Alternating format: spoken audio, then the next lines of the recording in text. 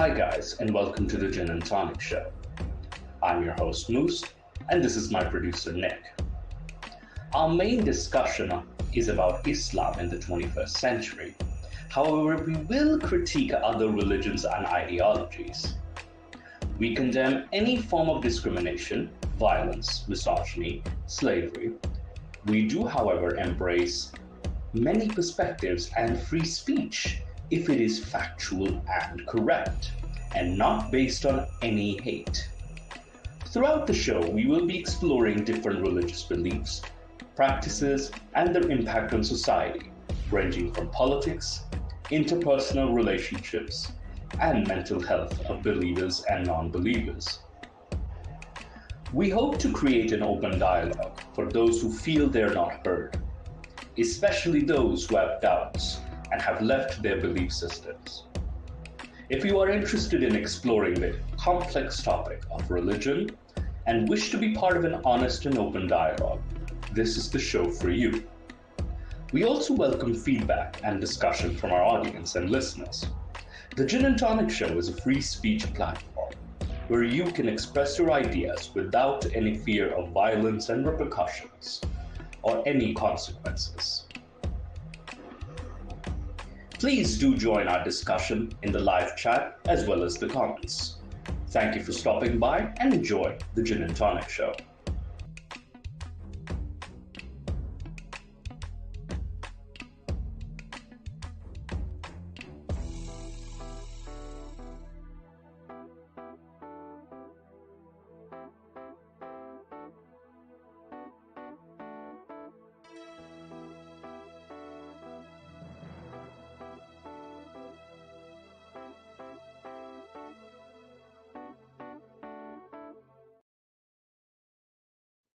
Hello, everybody, and welcome to the Gin and Tonic Show. I'm your host, the Gin and Tonic Show himself, Moose, and I am joined by a very well-mannered, very sophisticated, very cultured Ginny. I'm the Ginny in the show. Yes, and here's a very fun fact about Ginny, as you're probably following this show. He will come into your nightmares, and he will tell you history, society, and humanity is complicated. Of course I will. Yes, and of course, if you have held very extreme views, Ginny will be your worst nightmare. Legit, he'll be your worst nightmare because he will put all the complexities in front of you. Yes. So be wary if you're an extremist. The culture Ginny will, use his powers of complexity. Yes. All right, and do follow his And channel. speaking about complexity, we are going to discuss a very complex subject today. Yes, and of course we're gonna try to see what's the definition. Does it even apply? Like the topic for today is religion versus cults, or what is the difference between a cult and a religion? So, and this is a debate that has been ongoing for such a long time, and it gets muddled so much. So if I think Ginny has studied this for his bachelor's. He's actually back in the days when I did my bachelor's in religion so he's studies. So Ginny is the perfect guy to talk about. By the way, just gonna advertise Ginny. He also has a separate channel. Culture Ginny has a separate channel. Do give it a like. Do give it a follow. Do view the videos. He's got some amazing content on there. But it's not just religion based. It's also history based, humanities based, political. Yes. So mostly things that we haven't. A lot of stuff is there. But maybe we should go back to the subject of cults and religions and what differentiates them. So maybe I should start off. Yeah, hang on. I'm just gonna give a quick definition of what I find on Google, for example. And Nick, no, we're not giving you any Herbalife opportunities. No, stay away. That is our producer, by the way. who's trying to share his business ideas. I'm just gonna see if there's a definition. Where is it? Wait, where's the difference? Hang on. Oh, never mind. So I just searched like the concept of different theories on cults. Now, the very first thing, I know it's Wikipedia. It's a social classification or sociological classification of a religious movement may identify as a cult as a social group with socially deviant or novel beliefs and practices. Although this is often unclear, other researchers present less organized picture of cults, saying that they arise spontaneously around novel beliefs and practices. Now, this is what you find. Now, Ginny, this is yes. What you say of this definition, but also how would you properly define something like this?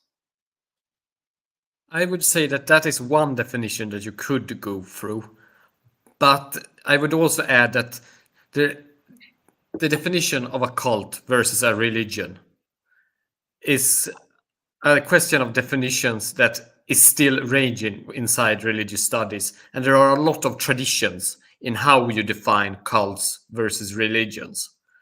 But I think a very good thing for me to do would be first to explain the origins of the word cult. Yes. The word cult actually comes from cultus, which comes from originally from the Latin word to cultivate. Yes. To, tile the field. But cultus became a word that had to do with cult activities or religious activities. And actually, for most of history, to the 19th century, yes, cult was together with religion kind of interchangeable. Though cult normally was more placed upon the actions or upon, the acts of piety or such. Yeah. So it was more like the, actionable side of religion, whereas religion was just, the great thing, a great thing, and the cult was more the practices. Though they also were used interchangeably.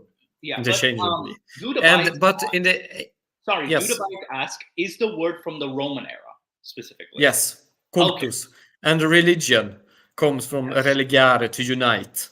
Yes. So both religion and cult are original Latin terms for things that are kind of like the same thing. Right. And yes, go on. Like, I think you were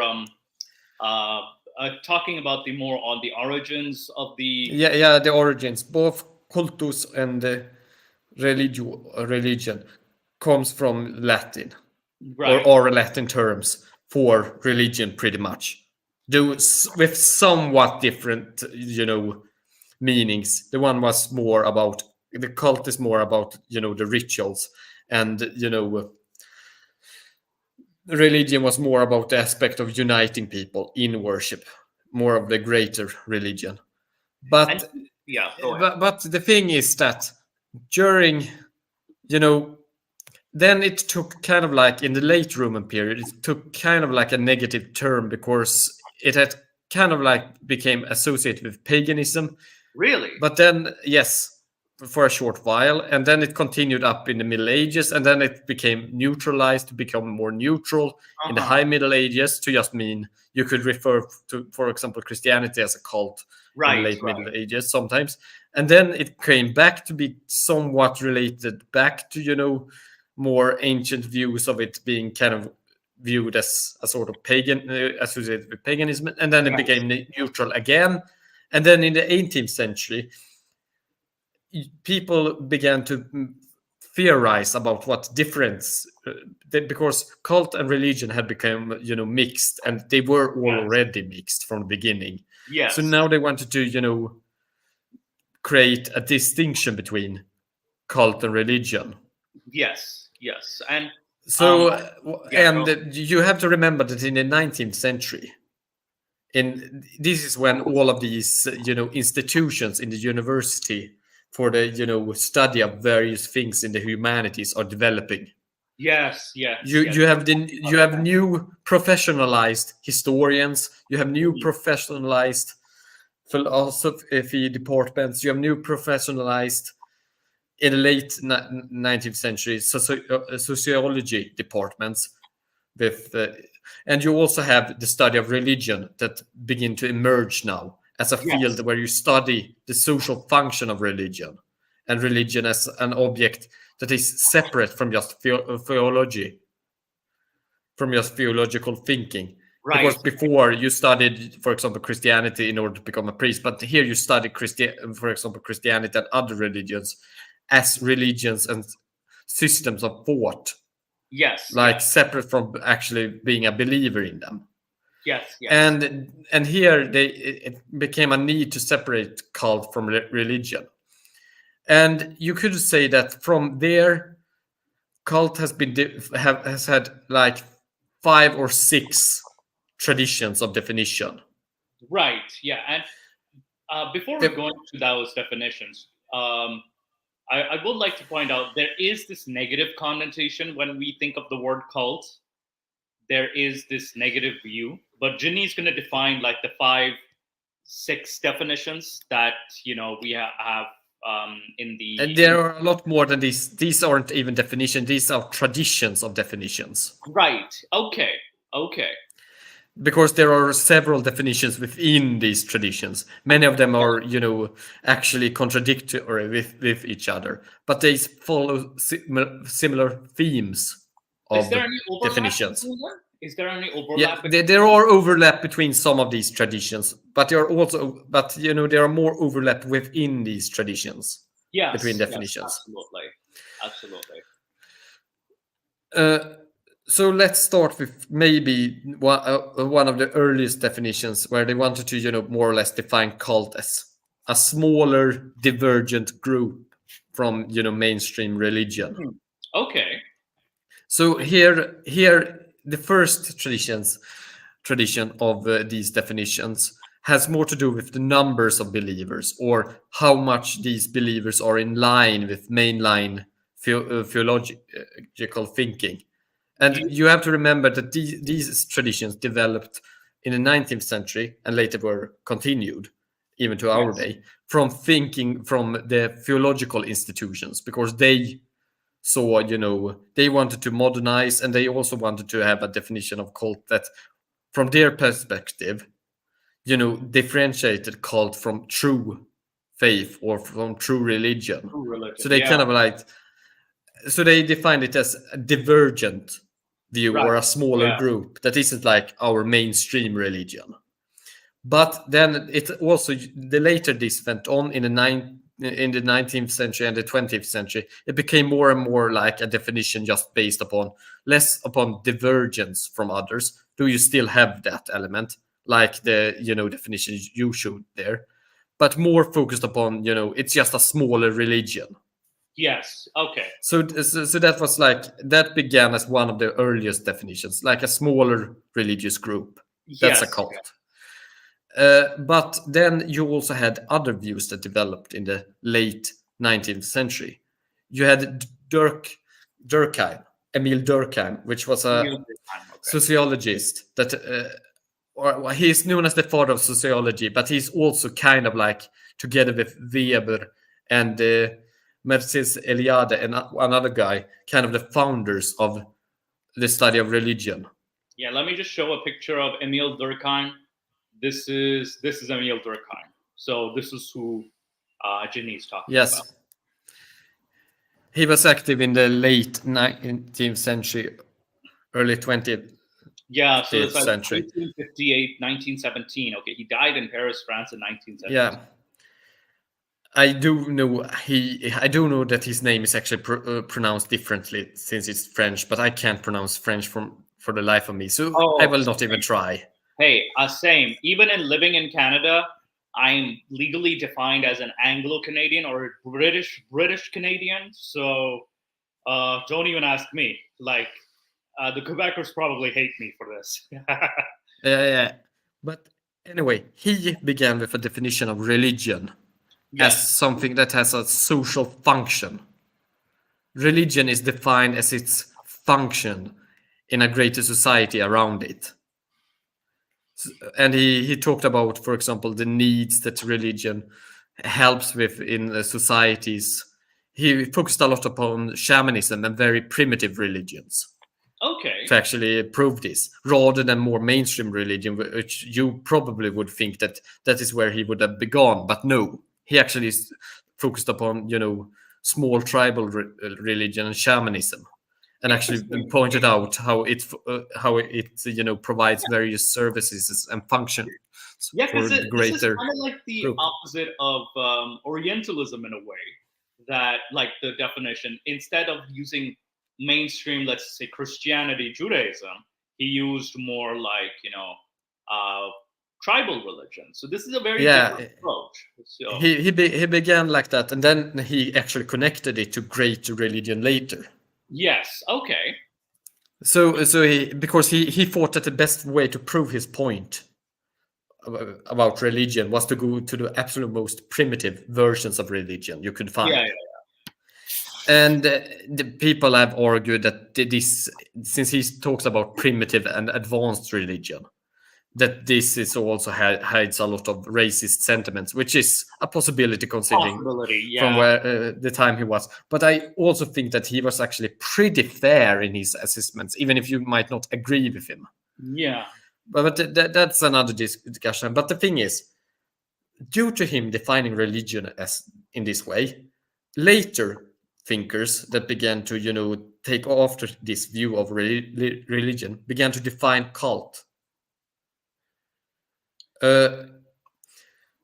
as being, a cult is something that doesn't have a social function for a greater society. It doesn't have.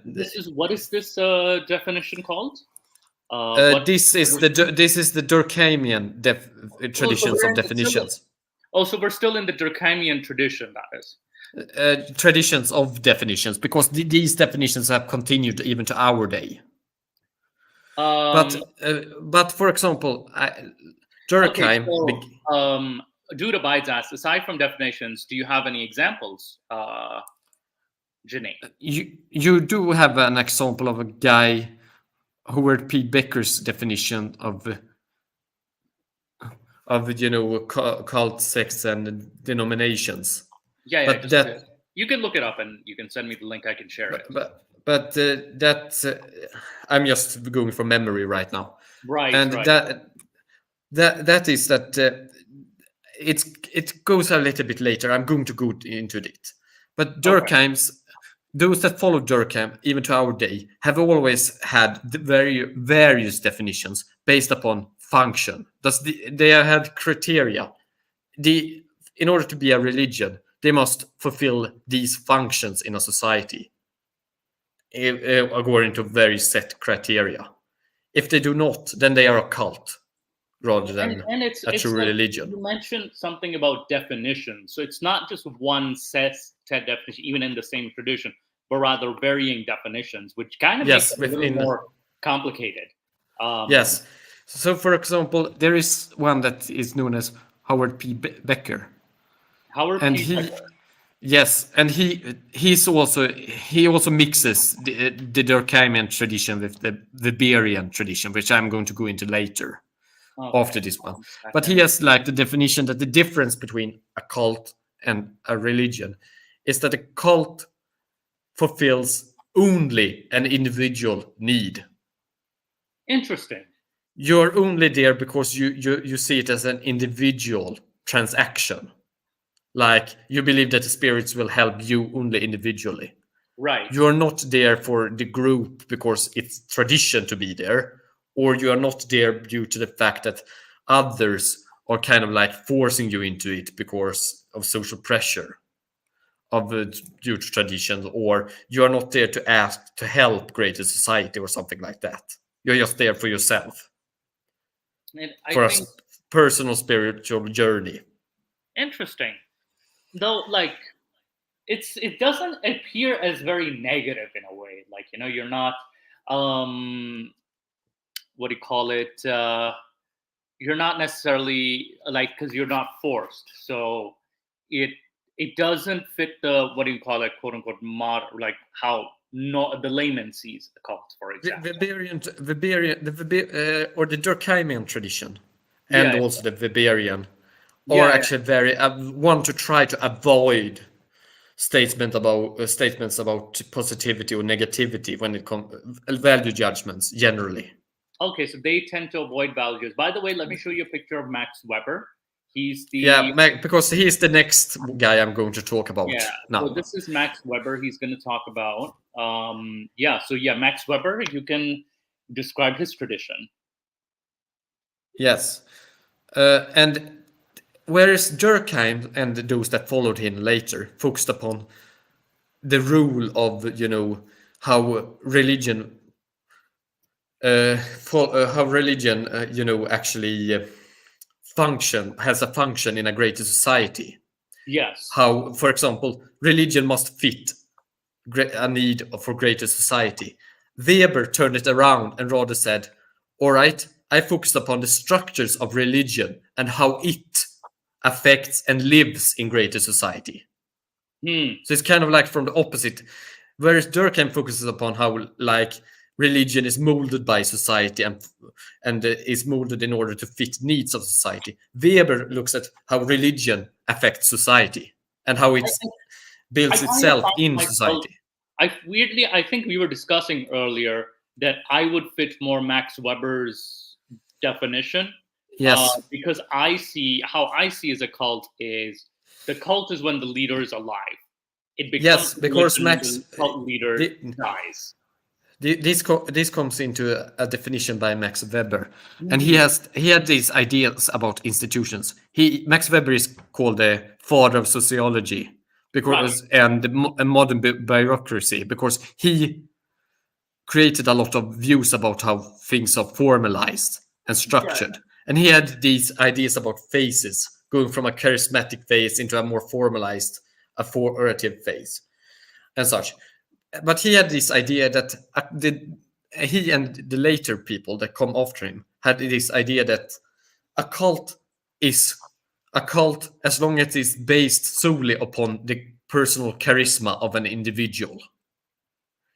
If it does not have institutions in itself, it has not formalized to the level where it can survive without the charismatic existence of the leader, then it's a cult.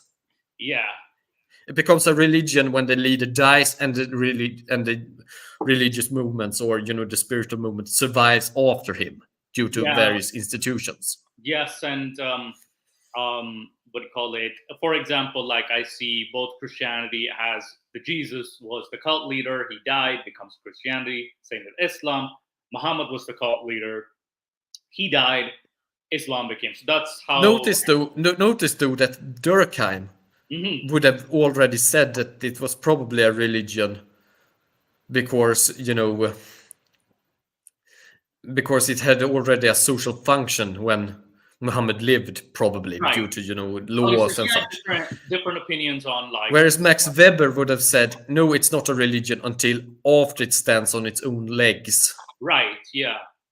Durkheim would have seen it differently, whereas Weber would have seen it sort of like, no, it has to have entrench itself into society. Yes. I think Judah Bides asked this question, would you consider Scientology a cult or religion? I think we'll get to that because we're kind of in the It depends upon definitions, and we are talking about traditions. So a Weberian definition of a cult depends upon very much how you hello, Drastic Measures. Yes, it's Sunday for me right now. Yeah, I'm so sorry. I had no issue. I promise to be here. I have only myself to blame. All right. But Jimmy back to Saturday. Yeah. Back to Weber. Yes. The thing is, and he's later, because these definitions have continued up into our day, is how do you define a charismatic phase, the ideal type of the charismatic leader? Because Max Weber also introduced a concept called ideal types, which are kind of like idealized ideas about a perfect structure which you kind of relate things to. Oh, it's this close, thus it should be defined as such. Because you have kind of you propose various ideal scenarios, and then you categorize things in how close they are to these ideal scenarios or ideal structures. Yeah, and I think Dudabite says not characteristic, charismatic. Jesus and Muhammad are viewed as charismatic, he corrects it, figures, Yes. but they didn't necessarily lie. Well, we don't know much about Jesus, and we're not sure if the hadiths are accurate. So, again, we don't know much about said leaders. So it's also hard to, in that sense, From define- Weber's view, Weber actually speaks about prophetic phases as the charismatic phase. So Yeah. Jesus and Muhammad would have been those, would have been the charismatic cult phase of the Yes, religion. yes. So from Weber's And later definitions usually do speak about these things because the religions are untested until the charismatic leader dies, yes. and you have more formalized structures to hold it up. But whereas a Durkheimian definition would have said that he had already built these structures before he died. Yes. Or they had already formed before, for example, Muhammad's death, and thus it would have not been a cult. It would have already been a religion. Whereas Weberian definitions sometimes they actually go in, because Becker was actually a mix of Weberian thinking and Durkheimian thinking in his definition of cult. Mhm. In that he kind of mentions, as long as it's just a personal journey, a spiritual journey, it is a cult. As long as everyone is just there due to a personal reason, it's a cult. But as soon as it becomes about the group, or becomes about a greater social movement, then it becomes a religion.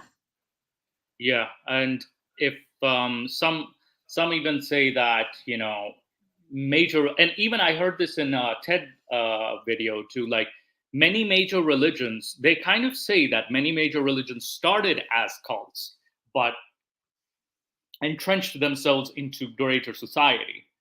Yes. So, what do you call it? That is usually a Weberian view, but it could also be a Durkheimian view as well. Yeah. Because a Durkheimian view could say that it entrenched itself because it was needed for that society. Yeah. Remember, in Durkheim's view, religion is a result of society. Whereas in the Weberian view, society is a result of religion, or religion is an active part in society. Yeah, and it has, and you cannot deny, like there is quite a bit of influence, and it has influenced society for centuries. That is, for centuries. Yes. I'm not saying. I mean, I'm more on the side of religion being a reflection of a societal need, rather than religion being an active agent in itself. But I'm not saying that either is wrong or right completely. Yeah. There is obviously kind of like degrees here between them in specific cases. And Max Weber was actually pretty open with it, in that he says that things are complicated and you're not going to actually get the complete picture of everything. Yeah. So everything we have are just idealized theories. Because there's also this idea that a cult is just another terminology for a religion I don't like. And this is a definition that's often used as well. So, like, it's many religions you don't like, people don't like, are labeled as cults. And this accusation even comes from people who are theists as well, too. Like, I've seen Christians accuse Islam of being a cult. Whereas the same flaws exist in your faith, too. So what's the difference? Actually, I mean, asks, go ahead. I mean, yes, it would have been considered a cult because they did practices. Because the Romans thought about cult just as being the practices of a religion, kind of. Or rather, they thought about cult as being the practical side of religion, kind of. Yeah. So like they would have thought a cult just being a group that practices. Yeah, early Christianity could be seen as a cult for the Romans, that is. Yes. Especially during when Nero also, like, quote unquote, like, scapegoated this group too. So this group was also scapegoated for a lot of things. But then, Some Sun is called oh, Shia Islam, a cult. yes. According to Weberian's definition or Durkheimian definitions, and even the size definitions before, they wouldn't be defined as maybe the relative size definitions of that first traditions about size and divergence. They could probably define it as a Shia Islam as a cult, but that's stretching it since it's such a large group. And it's a very long. Through Durkheimian or Weberian definitions, no, Shia Islam can't be considered a cult. But the reason as to why Sun is called Shia Islam a cult, I will go into later, because there is a other definition of cult, tradition of defining cult. Also, that we are going to go into. There is a charismatic leader, a figure in Shia Islam, Ali bin Abi Talib, or Ali. Yes. The big. Yes, but today it isn't a charismatic group in that way. You could have charismatic leaders within Shia or Sunni Islam, but the religion itself could survive and function without them. It's just a nice bonus for. There are like the 12 imams. You have the quote unquote today's Shia Islam. Yes, but you have the infallibility of the Pope, but you do have traditions besides that and around it. For example, in the Catholicism, it's this is through Weberian and Durkheimian traditions of defining this. Then you have two other traditions that I'm going to go into. One is that during the we discussed the late 19th, early 20th century, but in the early 20th century, do you know what also developed during this period? What also developed? A field of study that developed in the early 20th century. Interesting. Do you know what field? Psychology. Yes, psychology. Yes. I immediately Sigmund Freud. Yes, you were going to go into Freud and later, psychologists, and then you have the psychological view of cults. Oh, and really? the psychological definition of cult, where it's about control of people, usually about control or emotional attachment to the group, the other members of the group. Who defined this specifically, or was there any specific philosopher or psychologist that defined this? Not really. It kind of like evolved from those that goes into that go. Sorry, my tongue kind of got stuck in my mouth. No problem. It kind of began to evolve from Freudian thinking about religion. Right. Okay. And then you also got later, psychologists like Jung and such. Wait, there's also cults act as a collective. Like I just Googled this. Cults as a collective. There's no difference of individual personality, emotions, or thoughts seen in cult members. Human beings learn and follow each other. They bandwagon thinking and traits. They adopt identical behaviors, buy the same things, follow trends based on people who impact them. This would be such definition of a cult. Okay. Yes, and you also have subgroups of these definitions, like control definitions about cults being more controlling than regular religion can be. And you have, counter arguments in that even regular religions on a large scale can be very controlling. So you have these definitions and these discussions within the psychological definitions of cults and control, authority and Sigmund Freud, and then you have. I just wanted to bring this picture up because he was Austrian. I didn't know he was Austrian. Okay. Yes, I mean you have a lot of Austrians and German speakers in early studies about religion and studies generally, because the Germans during the 19th and 20th century were pretty prolific in the humanities. No, I could definitely see. Did he have a definition on cults and religion? I mean, I mean, it's more like later after him. Yeah, he says religion may be to get altogether discarded. He wrote in a letter, its doctrines carry with them the stamp of the times in which they originated, the ignorant childhood days of this human race. So he was very fairly to be truly surprised. He believed humanity had to be set free of its delusions and construct Yeah. order. So he was That- totally anti, like, religion and cult. Yeah, but I'm talking about those that came after him and based Right, them right. upon him, and then also Jung was a pretty big contributor. Is this Carl Jung? That is Yes, Carl Jung. Carl Jung. What do you call it? Let me just show his face too. LG, Because, JU, right? yeah, There we go. LGA. Yeah, You. Carl Jung. Yeah, there Yeah. we go.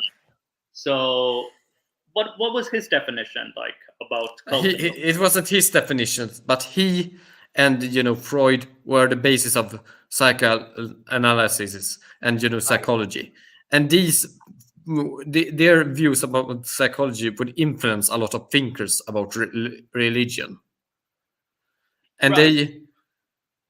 and arguably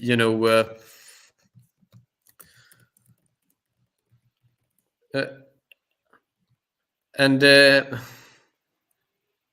for example, Mircea Eliade, for example, took great influences from them when he defined, religions and religious experiences. Mercy, who? Mercy. Mircea Eliade, Romanian, so I don't know how to pronounce it either. Was he a Romanian psychologist? Romanian Uh, psychologist, not psychologist near me. Psychologist. Famous. Let's just see a famous psychologist.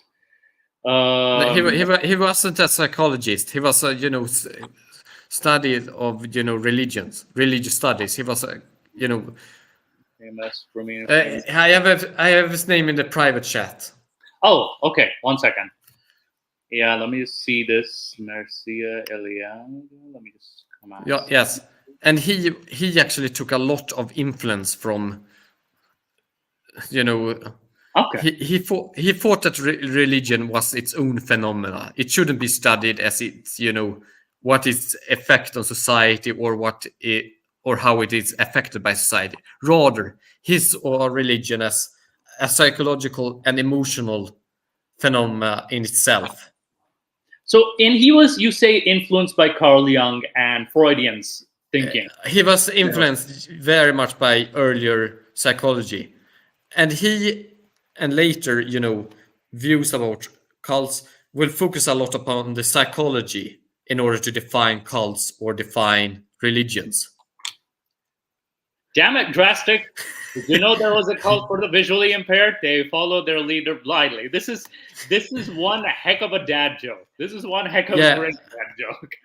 I mean, Mircea Eliade was very, very much like the earlier, people within the religious studies like Durkheim and Weber into that you shouldn't judge religion. But he still thought that religion does have a very strong emotional aspect, and you should just describe it, how people act with regards to it. And you should he also had this ideal that you should kind of isolate religion as just being religion itself. But he did have a lot of psychological aspects to his thinking that carries on in how you define cults, because cults, in his view and in later views, become something that is kind of like it has its own. A cult distinguishes itself from religions in how it relates to the members in their own personal experiences. Interesting. So it's like cults. Usually, these traditions usually include such as emotional control by a smaller group, like attachments that make yourself divergent from the rest of society, seclusion from the rest, exclusivity, as Yeah. not being a self-standing group, but rather subculture and such definitions. Yeah, this kind of fits something like a Jehovah's Witness or something like that. Like would Yes, fit I that mean, definition. some of these definitions would go into that, yes. Mhm. But remember, this is probably one of the broadest of the traditions. So you could have very different definitions here. But but the focus is more upon the psychological aspect and the control aspects. Yeah, yeah. Because if in comparison to, for example, the first traditions about the numbers and about the divergence, there it would be a question about theology and how it's the sect's views are different from society. Yes. Here, in this view, that was goes from Mircea Eliade and others, and it's more psychological. It is more about how the group makes itself different and how it feels in regards to greater society. I mean, You it's very so broad because even early Islam could be seen as something like this too. Yes, Early Islam. it separates itself, tries to elevate itself, gives a purpose of being set apart. Yes. As very controlling in its initial stages. Yes. It's based upon very much personal relationships, personal, emotional, religious attachments. Oh yeah, and you can see examples of that in the what do you call it, the Sira itself, like the biographies and the history status, that Muhammad's followers did have indeed an emotional attachment to the not only just the movement, to Muhammad himself, like even their fellow followers, for example, like even Ali had like what do you call it, people did love Ali as well too. So yes.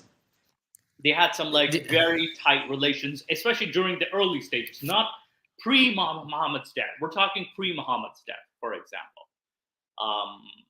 There was a strong attachment, and even you can kind of see examples of it post-Muhammad too.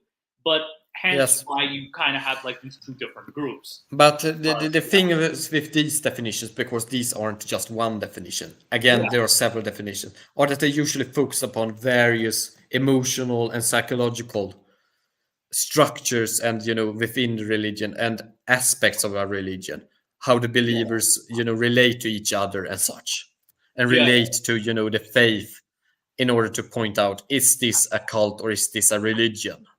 Yes.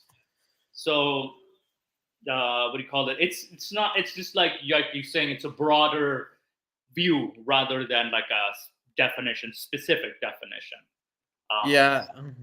So, and this is just one of the traditions. Again, we're kind of saying it's one of the. It's a tradition. It isn't even a definition. It's even broader than that.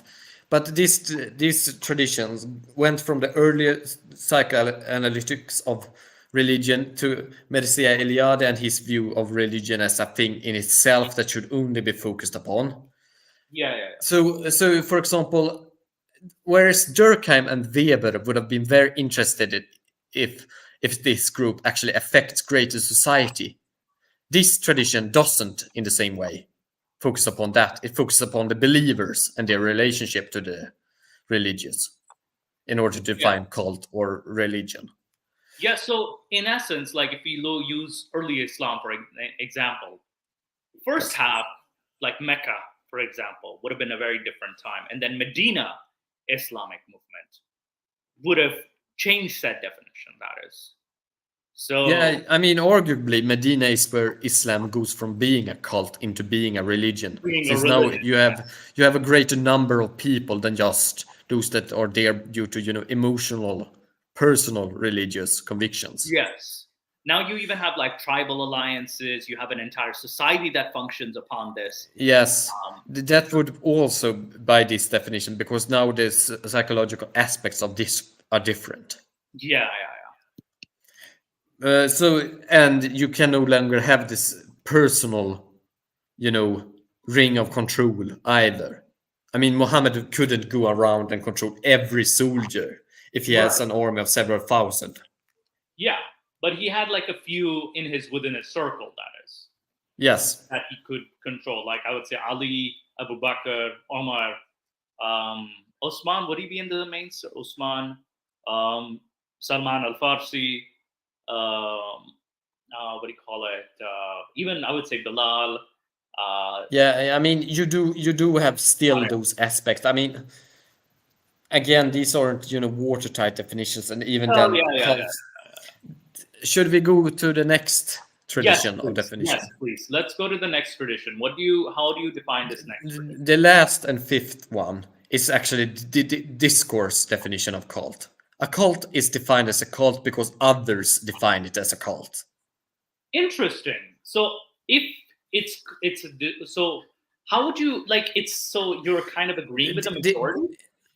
This kind of like yes, or rather, you agree with the hegemonic perspective, the most dominant perspective upon things. For example, and this shifts from society to society, from context to context. But this view developed through the post-structuralist and the postmodern, traditions that developed in the 60s and later got more refined in the 70s. And this view of cult and religion more or less says that it's a cult just because we define it as a cult. So it's not like there's no like structure, but rather it's just a label, pretty much. Yes, it's just a label. And and the discussions about cults and religions in this tradition is more about why are they defining this as a cult? Why are they defining it as a religion? Yeah. So it's more about why and which interests are lying behind this, and why do people have this view, and and what are the implications if we do define these religions as such. In these traditions, as well as in the traditions of, divergent, and the first traditions I mentioned have actually become similar to these discourse traditions, though it's somewhat different because they still have these views about divergence. But they have also begun to say that we shouldn't really talk about cults, since it does have negative implications in modern language. And we should just use new religions or smaller groups of religion, because it's better to define them such, because then you do not get these negative implications and you do not replicate biases and replicate hegemonic thinking that might have nefarious reasons for existing against these groups. There is legitimacy to this definition, at least in my view, that when you use the word cult, I'm thinking like, how is this different from you, for example, right? So it's like it's a new religion, and but I'm thinking it's because like of cases like the what do you call it, the Kool-Aid, what city was it in Heaven's Gate? Yeah, Heaven's Gate. There was the Heaven's Gate and incidents like what do you call it? There was the mass murders, the Children of Children of God, FLDS. Like you have. There was also that sarin attack, I think, in Tokyo by that New Dawn moment. Yes. Which ironically, actually, the guy that taught me about the definitions of cults and such, and how various traditions define it differently, he actually worked with a colleague that actually was involved in studying that cult that did a terrorist attack in Japan. Yes. Wait, what's the name of this group? I just wanted to see. Cult terror attack in. I remember that I was watching a documentary about this group not too long ago. It was the subway attack, right? Was it the subway attack? Oh yeah, the Shinrikyo group, rather the Supreme Truth. Yeah, the March 20th, 1995. So they attacked a subway with. They released sarin, a deadly nerve agent, and it was a very deadly assault too on what do you call it? Oh, it's a file. Never mind. I don't want to open a file. Yeah. What do you call it? The Japanese cult. Yeah, let's assume gonna be the article. The Japanese cult behind the Tokyo Serene. So they say millions of commuters step out, and then 5 bags. Like they had also on board trains, there were 5 bags filled with liquid nerve agent left by members of a doomsday cult. So they were apparently a doomsday cult. Yeah, they kind of like were a millenarian group that thought that kind of like a new age of prosperity were just around the corners, and they had to, bring it forth. Yeah, Aum Shinrikyo, like you were saying, it means supreme truth. Yeah. Yeah, and then they were working on Christian apology. I thought they meant they had the name New Dawn translated into English, but apparently Supreme Truth at first. Sorry, I was wrong. But and he told me, because he had worked with a colleague of his that had worked with this group, and this colleague had just a couple of weeks before this attack happened said, "Oh, this group is harmless. They just want, Really? They're just a normal group." Yes. Oh man, was he was he mistaken? Oh man.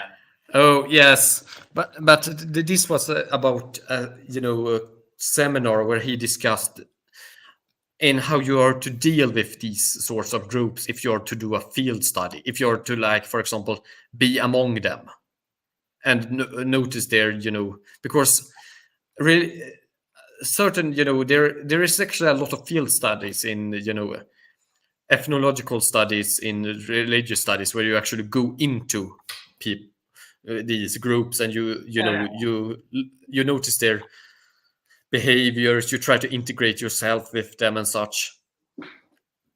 But keep in mind, though, I find a big flaw in this is that they might present themselves as positive, yes, right? Yeah, that was one of the things he pointed out, and also. But he did also point out that most new religious groups, most cults, aren't actually that bad.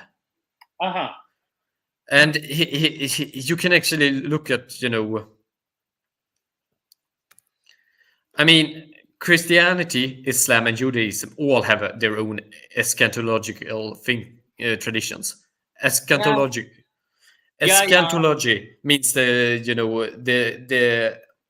words about the end. So they have all of their views about there's end times. Qayamat in Islam. There's also like the revelations, like the end of times in Christianity. Of course, there's going to be the Messiah of, like, Jews expect a Messiah to come or something, the savior of the world. Yeah, eschatological views are very common in religions generally.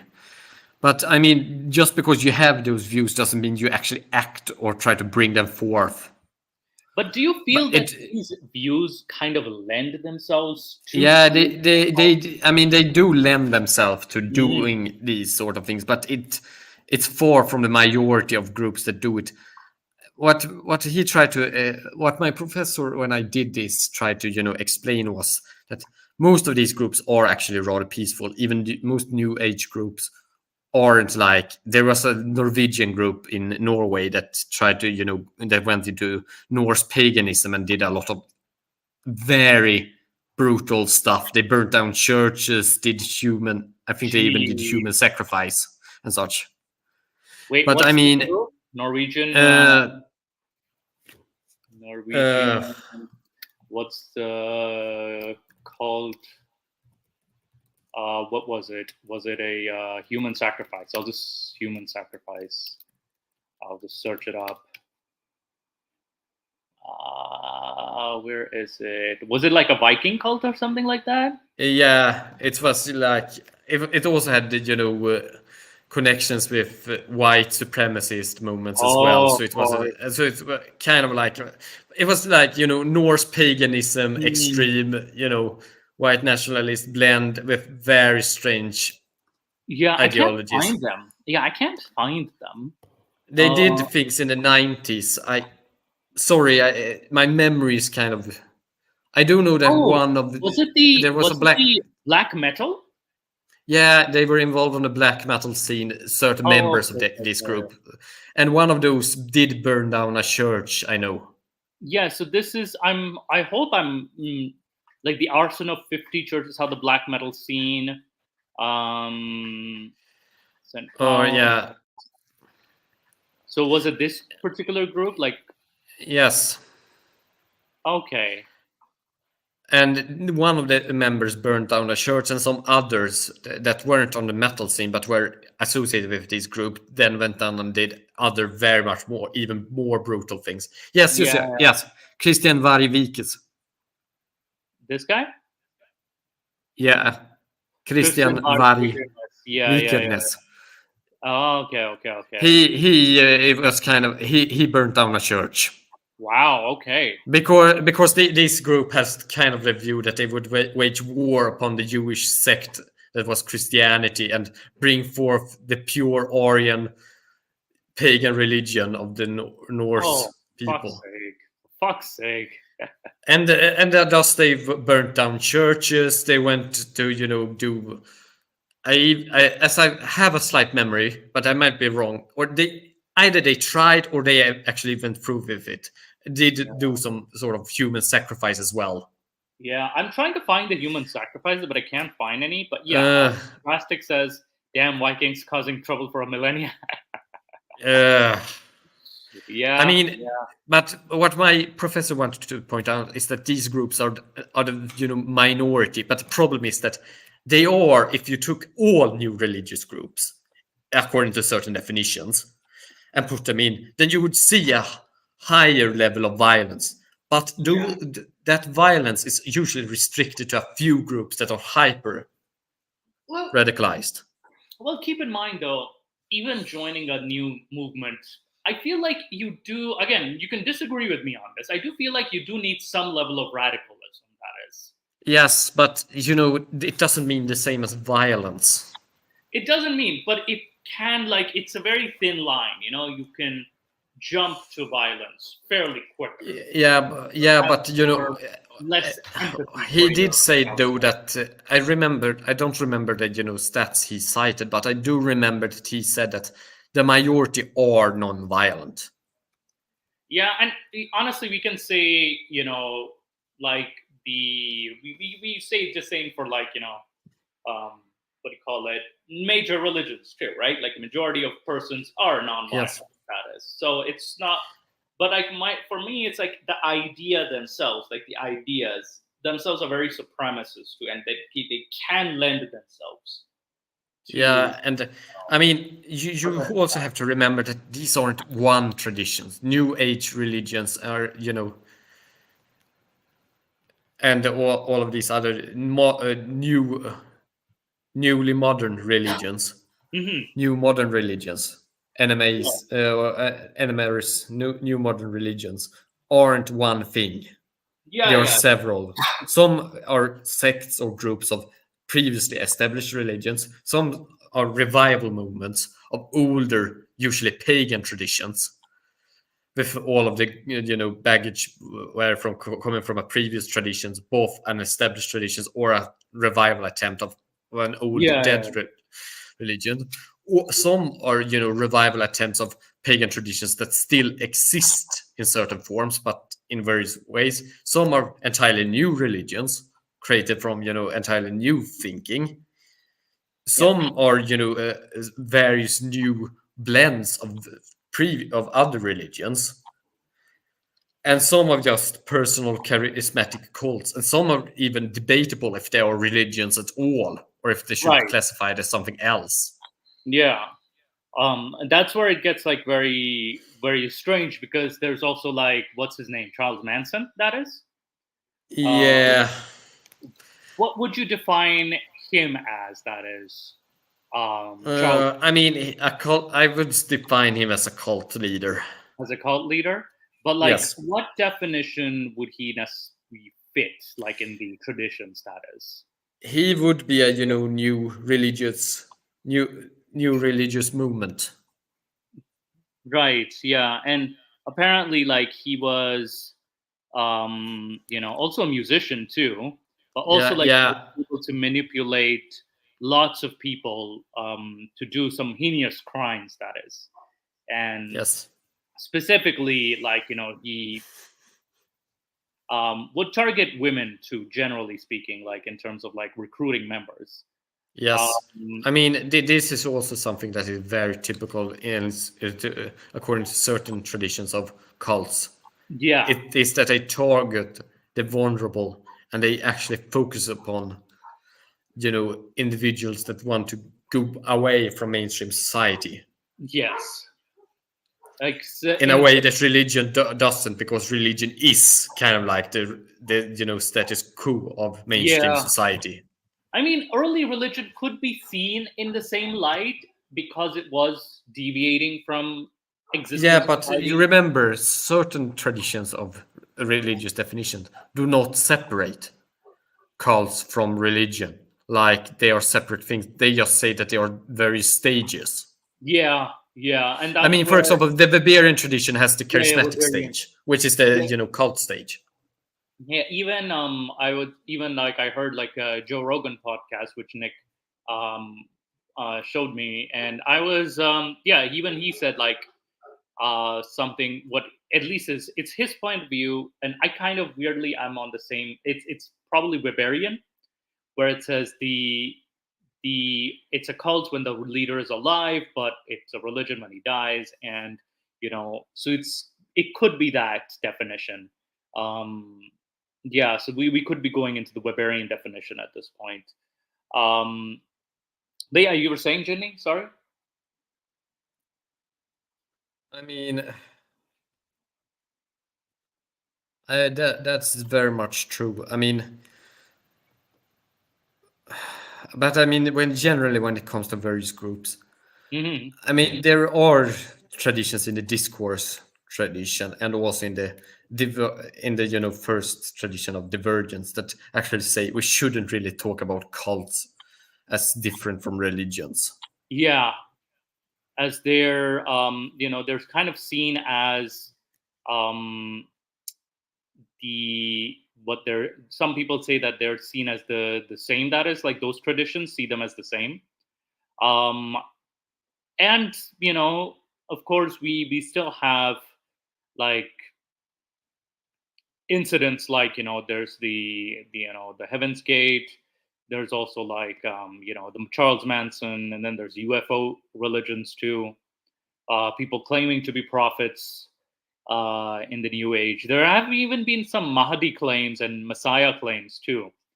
Um, Interesting question, actually. Can Stalin or Mao, even be Hitler, be considered cults during their time? How would you define this, Jenny? This, I would say, even goes further back to how you define religion.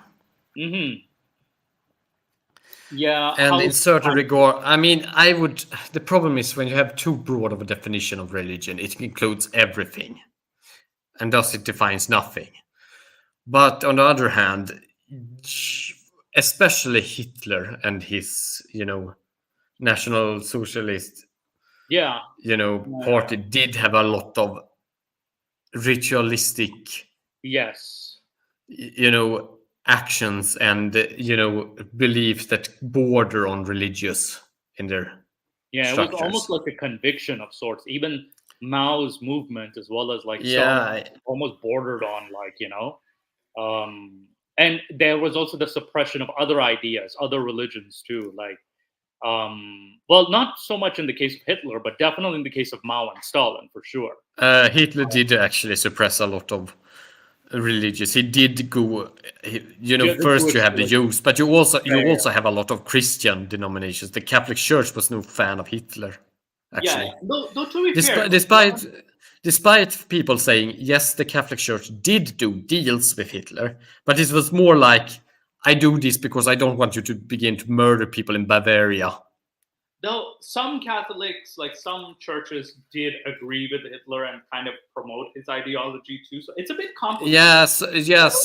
But that was mostly Protestant churches, actually. Right. Yeah. Not so much Catholic, but yeah, Protestant churches. Yes. Though certain Protestant churches did directly defy Hitler, and they got crushed. So yeah, But And that was also politics in a way. I mean, yeah, these things are. yeah, I think drastic defines it better. And I was actually going to use this terminology. Uh, Cults of personality. Like I'd say those dictators inspired a cult of personality which had quasi Yes. religious tendencies, which I would mean, in a Weberian view, Weber would have said, because Weber doesn't actually separate religion from other phenomena. He just sees religion as one thing that evolves like all other institutions. It's just an institution. yeah, And drastic also had, he would actually not make this difference. He would say both are charismatic movements.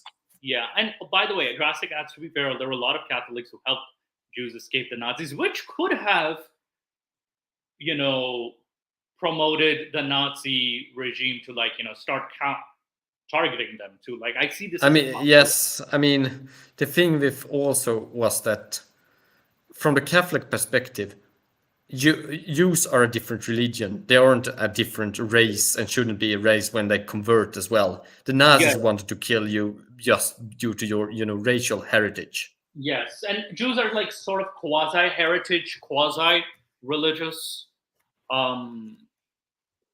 you know in Yeah, Europe. I mean, so so you like, also have that aspect as well, because the Catholic Church, and also you have the fact that the Nazis also were pro-abortion and forced sterilization and such, yeah, and also killed, and also had eugenic programs where they killed disabled people and such. yeah, it's very And like, the Catholic Church wasn't very fond of those things either. yeah, and especially you can see why the Catholic Church would butt heads with the Nazis in a lot of There were certain Protestant churches that were pro those things because they saw it as, oh, they are punished by God to be like this, and thus we can remove them. Whereas the Catholic Church was kind of like, hey, these people are poor people. They should have more sympathy. And also, like, I think according to the Catholic view, it's like God is intending to bring someone to the world. Why are you, Yeah, because the disablements aren't a sign of God being angry at you. It's just a test from God. Yeah. I see. Like, I'm proud to say my channel is the fastest growing cult on YouTube. Join us.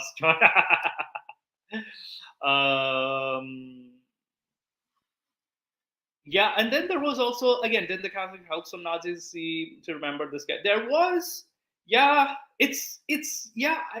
don't know. Like, I'm not 100% sure what the relationship was. Do you remember, Ginny? Like, was there members of Catholic? There were sections of the Catholic Church that did this, yes. Yeah. It's I mean, the issue is that the Catholic Church is an enormous organization. We usually think that, oh, the Pope calls the shots and everyone goes in lockstep. But I mean, it isn't like that. It's complicated, yeah. It's a bit complicated. I mean, if you have an organization that has, and I'm actually speaking about hired people, not volunteers, but actually people on the payroll, that today is over 1 million people. Then you do have, it's not easy to, actually coordinate or organize such an enormous organization. Oh yes. And even like some people say like Shia Islam is like a cult, and then there's the cult of Khomeini, for example, or the Ayatollahs. But the Ayatollahs only have sway as much as like till Iran, maybe till Iraq, some Iraqi members. But if you kind of consider like Pakistani Shia Muslims, they very differently. They're very and different. Even then, I wouldn't consider it a cult, since it's so. I mean, I follow the Durkheim definition. Shia Islam has a social function. We can say that it has issues with its function, but it is integrated with systems into the society in a way that cults are not. And it has been such since Safavids introduced similar to the 12-hour Islam into the Iranic plateau. Yeah, drastic measure says most regular That's the Catholics dominant of the Pope Italy, Spain, Portugal, Ireland, Brazil all legalized it. They don't care what the man in that funny hat says. And this is becoming a truth to an extent to a lot of Shia Muslims to this day. There is like the splits between Shia Muslims, like where they're like they don't care what the Ayatollah says, So I do see like that a lot of Catholic majority states have declared like legalized gay marriage. These are Catholic majority states, by the way. So so there is like what do you call it? They don't care what the Pope says, and even with Mormons too, like they used to be seen as a cult, but I saw like they have the entire state of Utah, but Utah has diversified a lot, and there are many open lesbian, gay, bisexual, trans members, queer members, and they were holding like one of the biggest pride parades too in Utah. I was very surprised that Utah itself has become more diverse and integrated into society, a greater American society in general. So Yeah. So Mormonism has become a religion. Mormonism is a religion due to the fact that it does have its own subculture that is, still living after the death of John Smith. What was his name again? Oh, Joseph Smith. Joseph Smith, not John Smith. Joseph Smith. Joseph Smith. Yeah. Don't confuse John Smith, that Pocahontas guy, with Joseph Smith. Though less said about John Smith, the better. The less said about him, the better.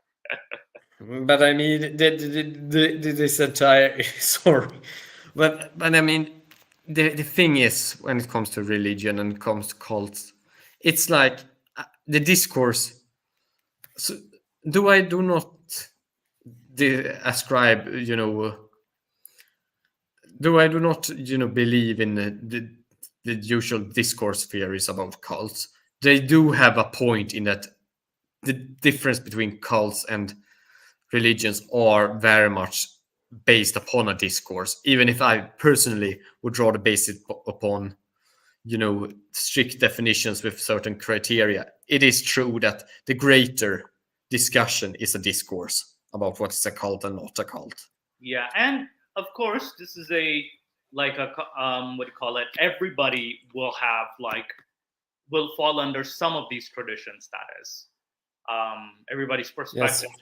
By the way, drastic. Yes, Joseph Smith was a known Yeah, apparently that's what I've been reading up on Joseph Smith. Though I don't know much about Joseph Smith, but there was something about golden tablets, what they were, that he would read, and and then suddenly he lost them, and it's so suspicious. It is so suspicious. The origins get way too suspicious with Joseph Smith, and I'm surprised like this religion survived, because the foundations are very shaky at best.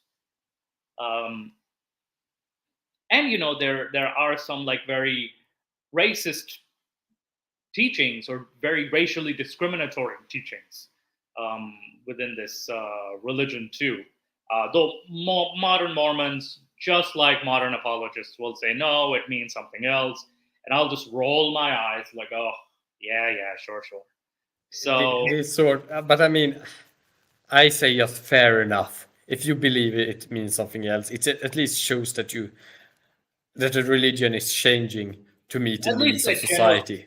At least the general ideas are changing. Like at least they're like, they know that these ideas are very problematic. So, and especially like I've also seen this in like Islamic circles too, which is as much as I'm glad about it, but also at the same time, I'm like, you don't have to lie about it, just to gain more followers. Like, don't lie about this stuff too. Islam wanted to abolish slavery, don't you know? The what? Don't you know Islam wanted to abolish slavery? Yeah. Sure. Oh, you remember that one? You remember when we went through that document from hell? Oh, you remember that? Wanted to establish. Oh no, that document. Those. Oh my goodness. But I mean, if you say that Islam doesn't support slavery, I mean, sure, you could be lying and secretly support it yourself just to appear good. But I actually do think that most Muslims that say that they think that Islam is against slavery or that Muhammad was against it actually genuinely believe it, or genuinely believe it because they think slavery is wrong. Well, yeah, at least I'm happy that they think slavery is wrong. Just that at the same time, like, I'm kind of like the historical purist in a way that, don't lie about history. I'm also, this is the weird, like, historical fanboy in me too. Yeah, I mean, Like, I do think that you should, when it comes to aspects of history. But I mean, religion, I'm still also kind of a pragmatist. I rather have a modernized, Muslim that kind of like just pays lip service to these things rather than a guy that lives according to those values 100% as they did in the past, in the modern day. Yeah, Because it doesn't work in a modern society, some of these most, like archaic. some of the very archaic things, like especially like punishments for adultery, punishments. But then again, it also, I mean, even when we talk about most Salafis aren't Dawhiri Muslims, they actually do adopt a lot of modernisms that actually arguably could be argued to be modernizations. And if they do it kind of like that, in that they, they do it, completely haphazardly, or not completely haphazardly, but they do it because they realize it doesn't kind of like work to still, ride donkeys and horses and go around with bows and arrows. The thing is, for me, I would rather, I do kind of agree. It's like, yeah, I do want a religious society to modernize. I mean, but my point here is we are usually saying that Salafis are, following the true Islam, whatever that means. Yeah. But I mean, if we are to be honest, they have actually made a lot of modernizations too. It depends on, like, because Salafi is not just one; it's a movement. No, right? But that was what I meant. What I meant was kind of like they are doing a lot of modernization, because most Salafis aren't like the Dawhiri Muslims, because Dawhiri Muslims are also Salafis in a way. Yeah. In that they do still, actually do utilize modern technology. They do utilize things in ways that Muhammad didn't, because he lived in a different era. No, to be fair, no, not to be fair. There's another interesting observation by Genetically Modified Skeptic. I do also recommend his channel. He is very, like, he's a very, very nice to listen to. I mean, you may agree or disagree with his view. Like, he made a list of like the biggest cults, that is, and he placed Salafism as on the top of the list. Actually, let me show you just a snapshot of the video. I'm not gonna do the entire video, otherwise that's gonna take a lot of time. And let me just see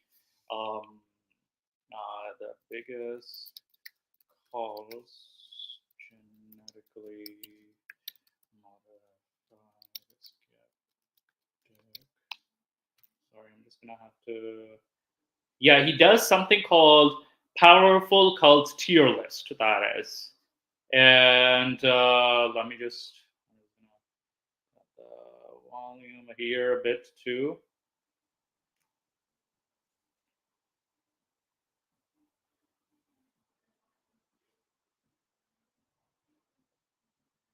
Where's the list?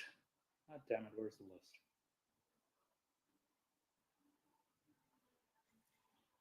I mean, it depends upon. The Judah Bidas asked, Muhammad Hijab Ali Dawa, a modern day Salafist. Yeah. Oh, even Daniel Hakikachu too. Even Daniel Hakikachu too. But I mean, the thing is that they are still, in many ways, a modern phenomena. Yeah. I mean, they are still, Though I don't know which definition he uses. Like, he uses population numbers. So to money, the level of usable wealth. He uses money at the group's disposal. 3, entrapment. The Entrapment, the group's effort and ability to keep its members from group's leaving. effort and ability to keep its members from leaving. And 4, political power. The level Political power. Okay.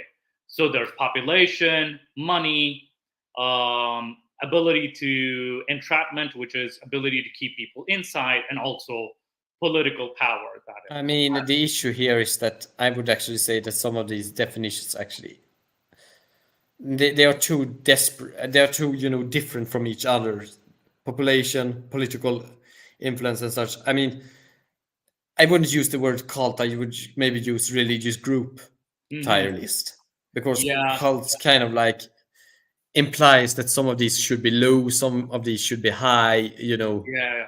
And though, like with the Amish, he places like there's a population, but there's quite a bit of entrapment. Not so much influence in policy, and not so much influence monetarily speaking. That is. Then we have so he places them kind of at the more bottom list. That is bottom of the list. I wouldn't consider the Amish a sect or a cult. I would consider them a sect of Christianity, because Like they a aren't sect- divergent. They aren't divergent enough in certain regards to be a cult. Okay, so then there's And they are also too established and too institutionalized to be a higher up on cult. Yeah, so then he does go to Scientology. Where is the some political yes? So Scientology, not a lot of population. There is money, there is entrapment, but then there's not a lot of. There's decent political influence. I mean, Scientology actually, as long as when it was around, does Hubert still live? The founder. I'm not sure. Scientology founder. Let me Scientology founder. What's his name? No, he died 86. Yeah, he died. L. Ron Hubbard. He died in 1986 on January 24th. So he's dead. He's dead. Yes. I mean, it's about time. They should become a religion. I would probably say that it has gone from being a cult into being its own institution and religion. Yeah, I'm like, it's the time frame has passed, because usually I'm the kind of guy who doesn't differentiate between the two. I'm like, they're pretty much the same thing, just that one, the leader is. It's just. I mean, it has its own institutions, its own continual structure that makes it still live. So it is a religion for me. And then it goes to Haredi Judaism. This isn't a cult either. This is just a sect. Yeah, it's there's a decent population, not so much money, but they have entrapment, they have political influence. At least in Israel, at least in Israel, there's decent in all these figures. That is so. This is another group which is interesting. Then we go to so this is the list. Okay, where is Mormonism? Where did Mormonism go? Did I miss Mormonism? No. Huge weakness. Jehovah's Witnesses land in B tier. All right, on to the big ones. In A tier, we have. He does Jehovah's Witnesses sort of like here, B tier. If you go back a little bit, you go. Yeah, the graph. I just wanted to see the graphs, that is. And entrapment, I do agree. Not a lot of control in policy. Money, decent money. There's decent money. And population's decent, I would say so. Again, I wouldn't consider them cult. I wouldn't consider them a cult.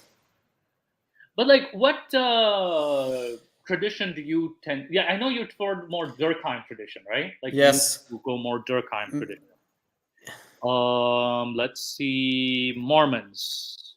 So this is Mormonism over here.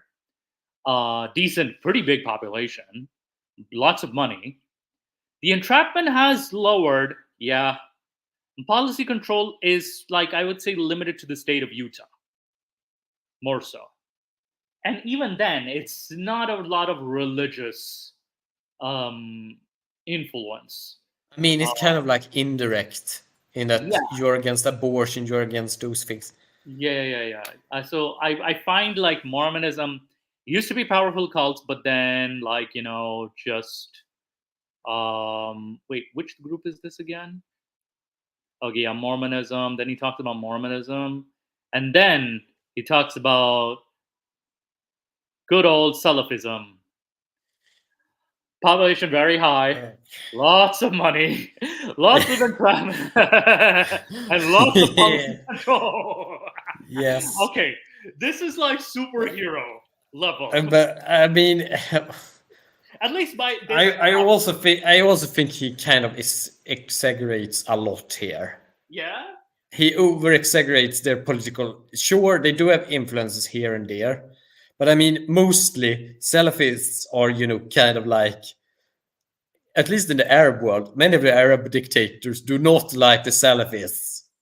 Well, I would say at least their control is more to Saudi Arabia rather than Yeah, but even there, they were never the controllers. They were the kind of like the attack dogs, or interesting. used, or groups that were financed by various groups there in order to spread chaos and problem elsewhere. If we are to take the worst groups. Well, that, and also, let's face it, Saudi Arabia has funded terrorist groups. It has funded Yes, terrorist groups. I mean, even there, I mean, Salafi Islam is also so broad. So I think this is also very, painting all the Salafist groups as one thing aren't, really Yeah. this good either. Yeah, I think Drastic says here almost every major Dawa apologist on YouTube is some form of Salafist. Would you agree to this? Because I'm not 100% sure who's Salafist. I actually separate the Salafist from, for example, the Ikhwani supporters, and I've seen some of those as well. So no, I wouldn't say that all of those are Salafists. Yeah. And you do have some preachers that are also Sufi aligned in Though, ways to be that fair- most Salafis are not. Oh, interesting. The Salafists are getting Denmark to ban Quran burning. That's pretty significant political. I mean, it's more like they are banning it to burn in front of the embassies. I still I wouldn't necessarily ban something like that. Because flag burning is already banned in front of embassies. Okay. So they kind of extended that law, but they haven't extended it. They haven't extended it yet. They are still discussing it. And there's an interesting thing. Are there statistics on cult or religious leaders that were epileptic? This is an interesting discussion on its own, too. Because, I don't know if there's a study on this or statistics on this, because it's going to be very difficult to, study the mind of, many of these founders or cult leaders that are actually they've passed away. I mean, I'm also very skeptical of historical psychology, in that methods of historic psychology where you try to psychoanalyze dead people from ages that are more than 200 years back in time, because people fought so differently back then that Well, I think that keep in mind the writings kind of do reflect actual mental illness, that is, in some aspects. I mean, yes, but it's kind of and people have said that he might have suffered from epilepsy, but I mean, for example, Muhammad. But I mean, the issue also here when it comes to, I mean, first thing is epilepsy and epileptic attacks aren't actually a psychological issue as much as it's a physiological issue due to overstimulation in your brain, where you begin to get attacks because the electrical currents in your brain are beginning to jump over. Yeah, though, I would say it's because this is only, keep in mind, we're reflecting it based on what the hadith describes. And what the writers probably saw this as normal, but knowing about people didn't know about psychology back then. Now we see that, okay, this person. I mean, it's not epilepsy is not psychology; it's physiology. Yeah, even the physical No, but I mean you're wrong. It isn't. It doesn't affect your psyche in that manner. It's actually more physiological that is making you see things sometimes. like this, it says it's a seizure in the brain. Yes. Seizure in the brain. Like, no, what I'm saying is he does display signs of these in some hadiths, that is. Yes, And yes, that's but what fighters it's not the same say. thing as psychological issues do. Okay. Like, but epilepsy is. I want to keep this very clear because this is actually very dear to my heart. Because when you're beginning to conflate epilepsy with and epileptic attacks with psychology, it's very important that you keep them separate because sure, it could be interpreted when he gets these attacks and these visions as being something, but it's not the same as a psychological disorder. It's a physiological disorder. Right. No, that's you are not it isn't your mind making it up. It's your brain actually producing the illusions. Yeah. Okay, it's actually rather different. Yeah, like some argue that what my point was. Some argue there's like some physical issues. We'll redefine it. Some argue again. Even some scholars argue there could have been something to do with the psychology, something to do physically as well. With, let's just say, for example, Muhammad.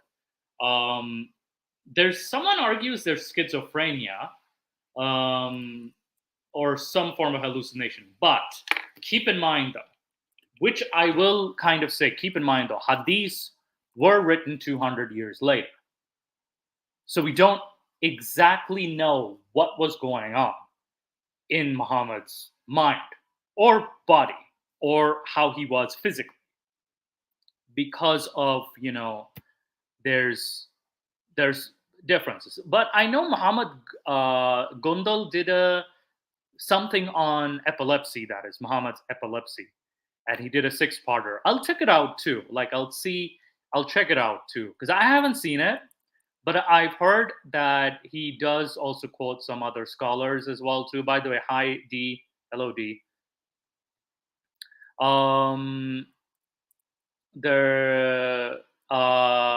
Okay, yeah, and then there's also like, what do you call it, with Muhammad, for example, and even some even argue Moses too, like, were they smoking something too? There's also this argument as well. But it's difficult to not just like physically or psychologically or any way analyze like someone historically. I mean, because the issue here is that you began to confuse me because you jump from physiological issues like epilepsy into the psychology, because psychology is something different.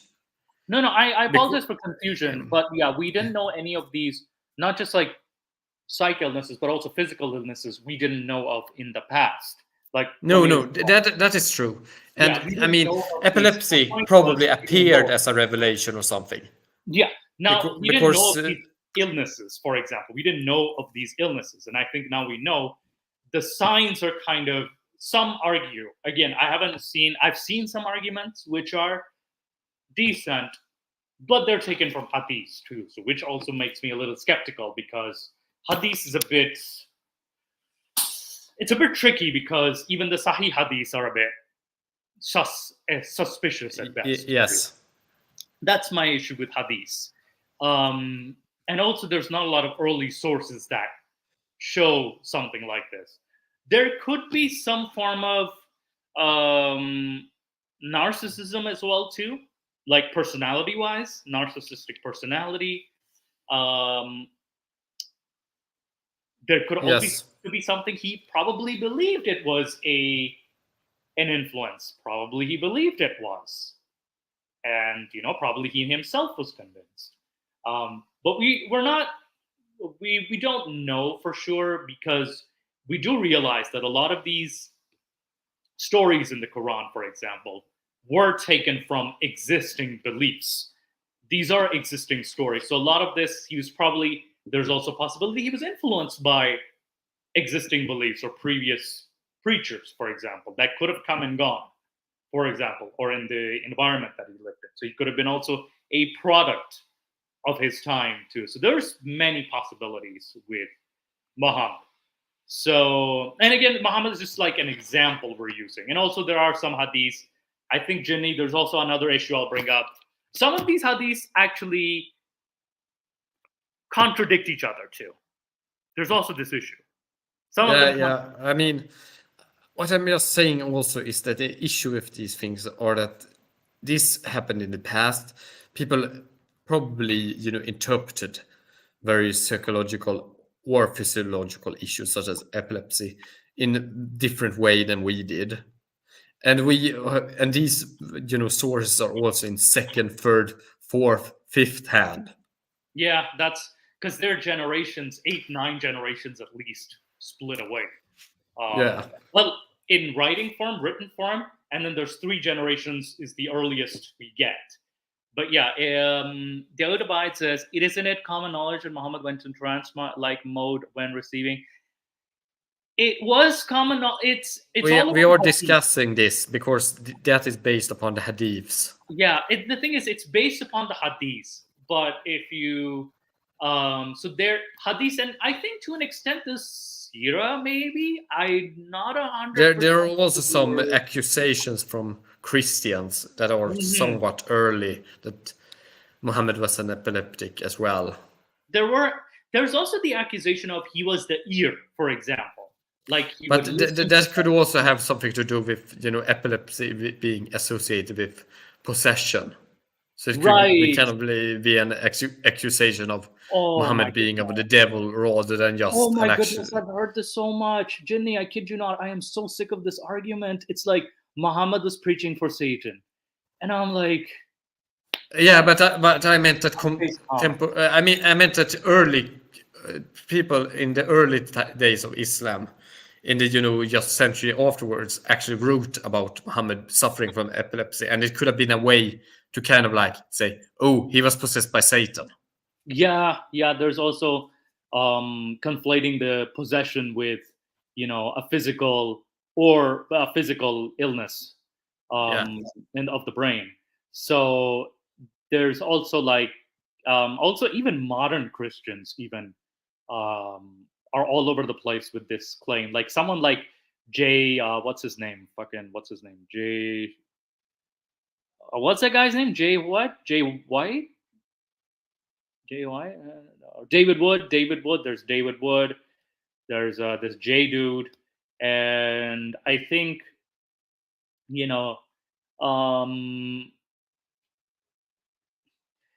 I would say yeah. I am also a bit skeptical. Yes, I think mostly there's some pre-modern times have had the speculation over their mental health. It's interesting to chat about, but there's no real way to say for sure. As a historian, I know that there exist theories that you can use in order to analyze various persons from, the past. But I'm actually very skeptical of those theories and their applicability because I think that there are so many factors with regards to if it isn't a very extreme case, like for example, say Gustav Vasa of the first member of the ruling Vasa dynasty in Swedish history, where he clearly has some sort of mental issue because he constantly betrays everyone. Like having a chronic backstabbing disorder.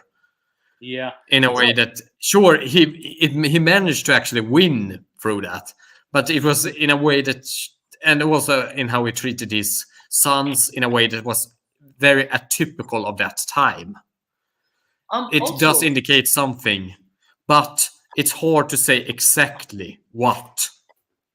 Also, Jinni, people are bringing up modern leaders, but I want to ask, can we, not people 200 years ago, but people at least within the last 50 or 100, I would say last 70 years, can we analyze their either psychology or physiology of modern cult leaders, for example? Again, let's use those are easier to analyze. Those would be, but is there I don't think there's a study on there is pretty much people have agreed upon that industrialization actually brought a very similar mindset. Yeah. It's why a lot of these theories actually separate between theories that you use after the industrialization and before. And also, some of the hadith descriptions of Muhammad's trance is very much a resemblance and athletic fit in today's understanding. This in itself is like a different, it's a very interesting topic on its own. But at best, it's speculation. Also, the hadiths too, and I think even some. Yeah, exact. Drastic measures is all it takes is one account of a leader raging out that everyone speculates they may have been psychotic. You can pretty much condemn most of the human based on that. I agree. Yeah. And actually, when I read the sources about, for example, Muhammad, and then I read sources about leaders coming just a couple of 100 years later in the Arab world, sure, Muhammad was in a different context and such, but I don't think that Muhammad actually does show any signs of being like a psychopath or anything like drastically, weird psychologically. I think you did a video on why were punishments so barbaric, for example. Yes. And it was more so, I think, that's why people say, why are Christianity or Islam's punishment were so barbaric, is because of the fact that they were just a reflection of the time. Yes, exactly. And, well, I think only in the Abbasid period I see that there are dungeons and prisons. But yes, because there you have a stronger state, but even there, you try to avoid imprisonment because it fucked up with or rather sorry for swearing, it messed up the rhythm of the harvests and such. Yeah, though to be fair, they did imprison important leaders, for example, like imams, for example, like the 12 imam, but not the 12, but like I think the 7th and 8th imam were imprisoned, and that was very famous during Harun Rashid and Mamun's time too.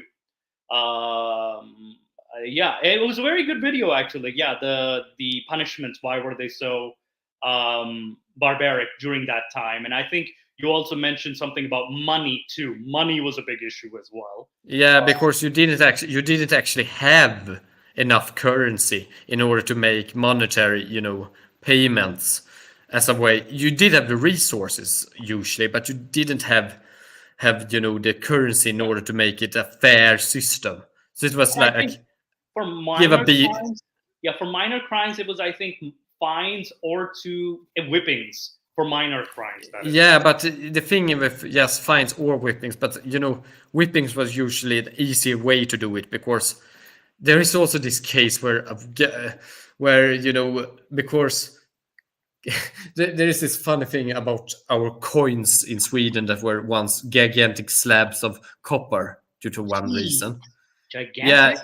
Yeah, like 10 to 20 kilos, giant coins. What? Yeah. Yes. So instead of dragging them, they actually asked, "Can't you just whip me? Because it would take more. It would be more 5 whippings instead of this, because it would be easier than to carry these slabs." Yeah, I can. And the judge actually agreed.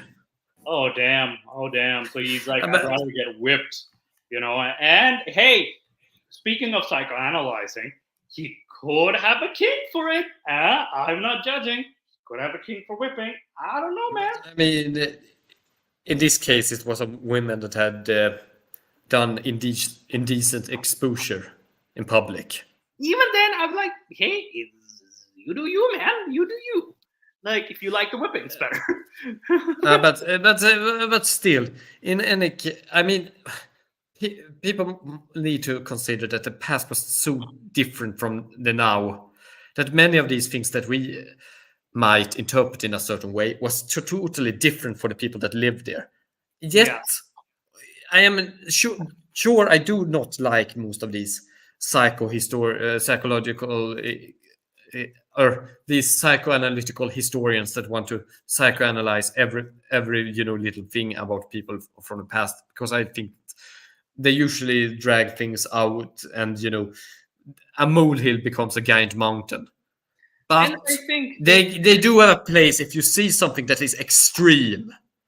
If you see people that have extremely divergent behaviors or yeah, thinking, then you can begin to maybe do those analysis, because I think that was why I mentioned Gustav Vasa, the or even first the Wasa Mad king, Emperor.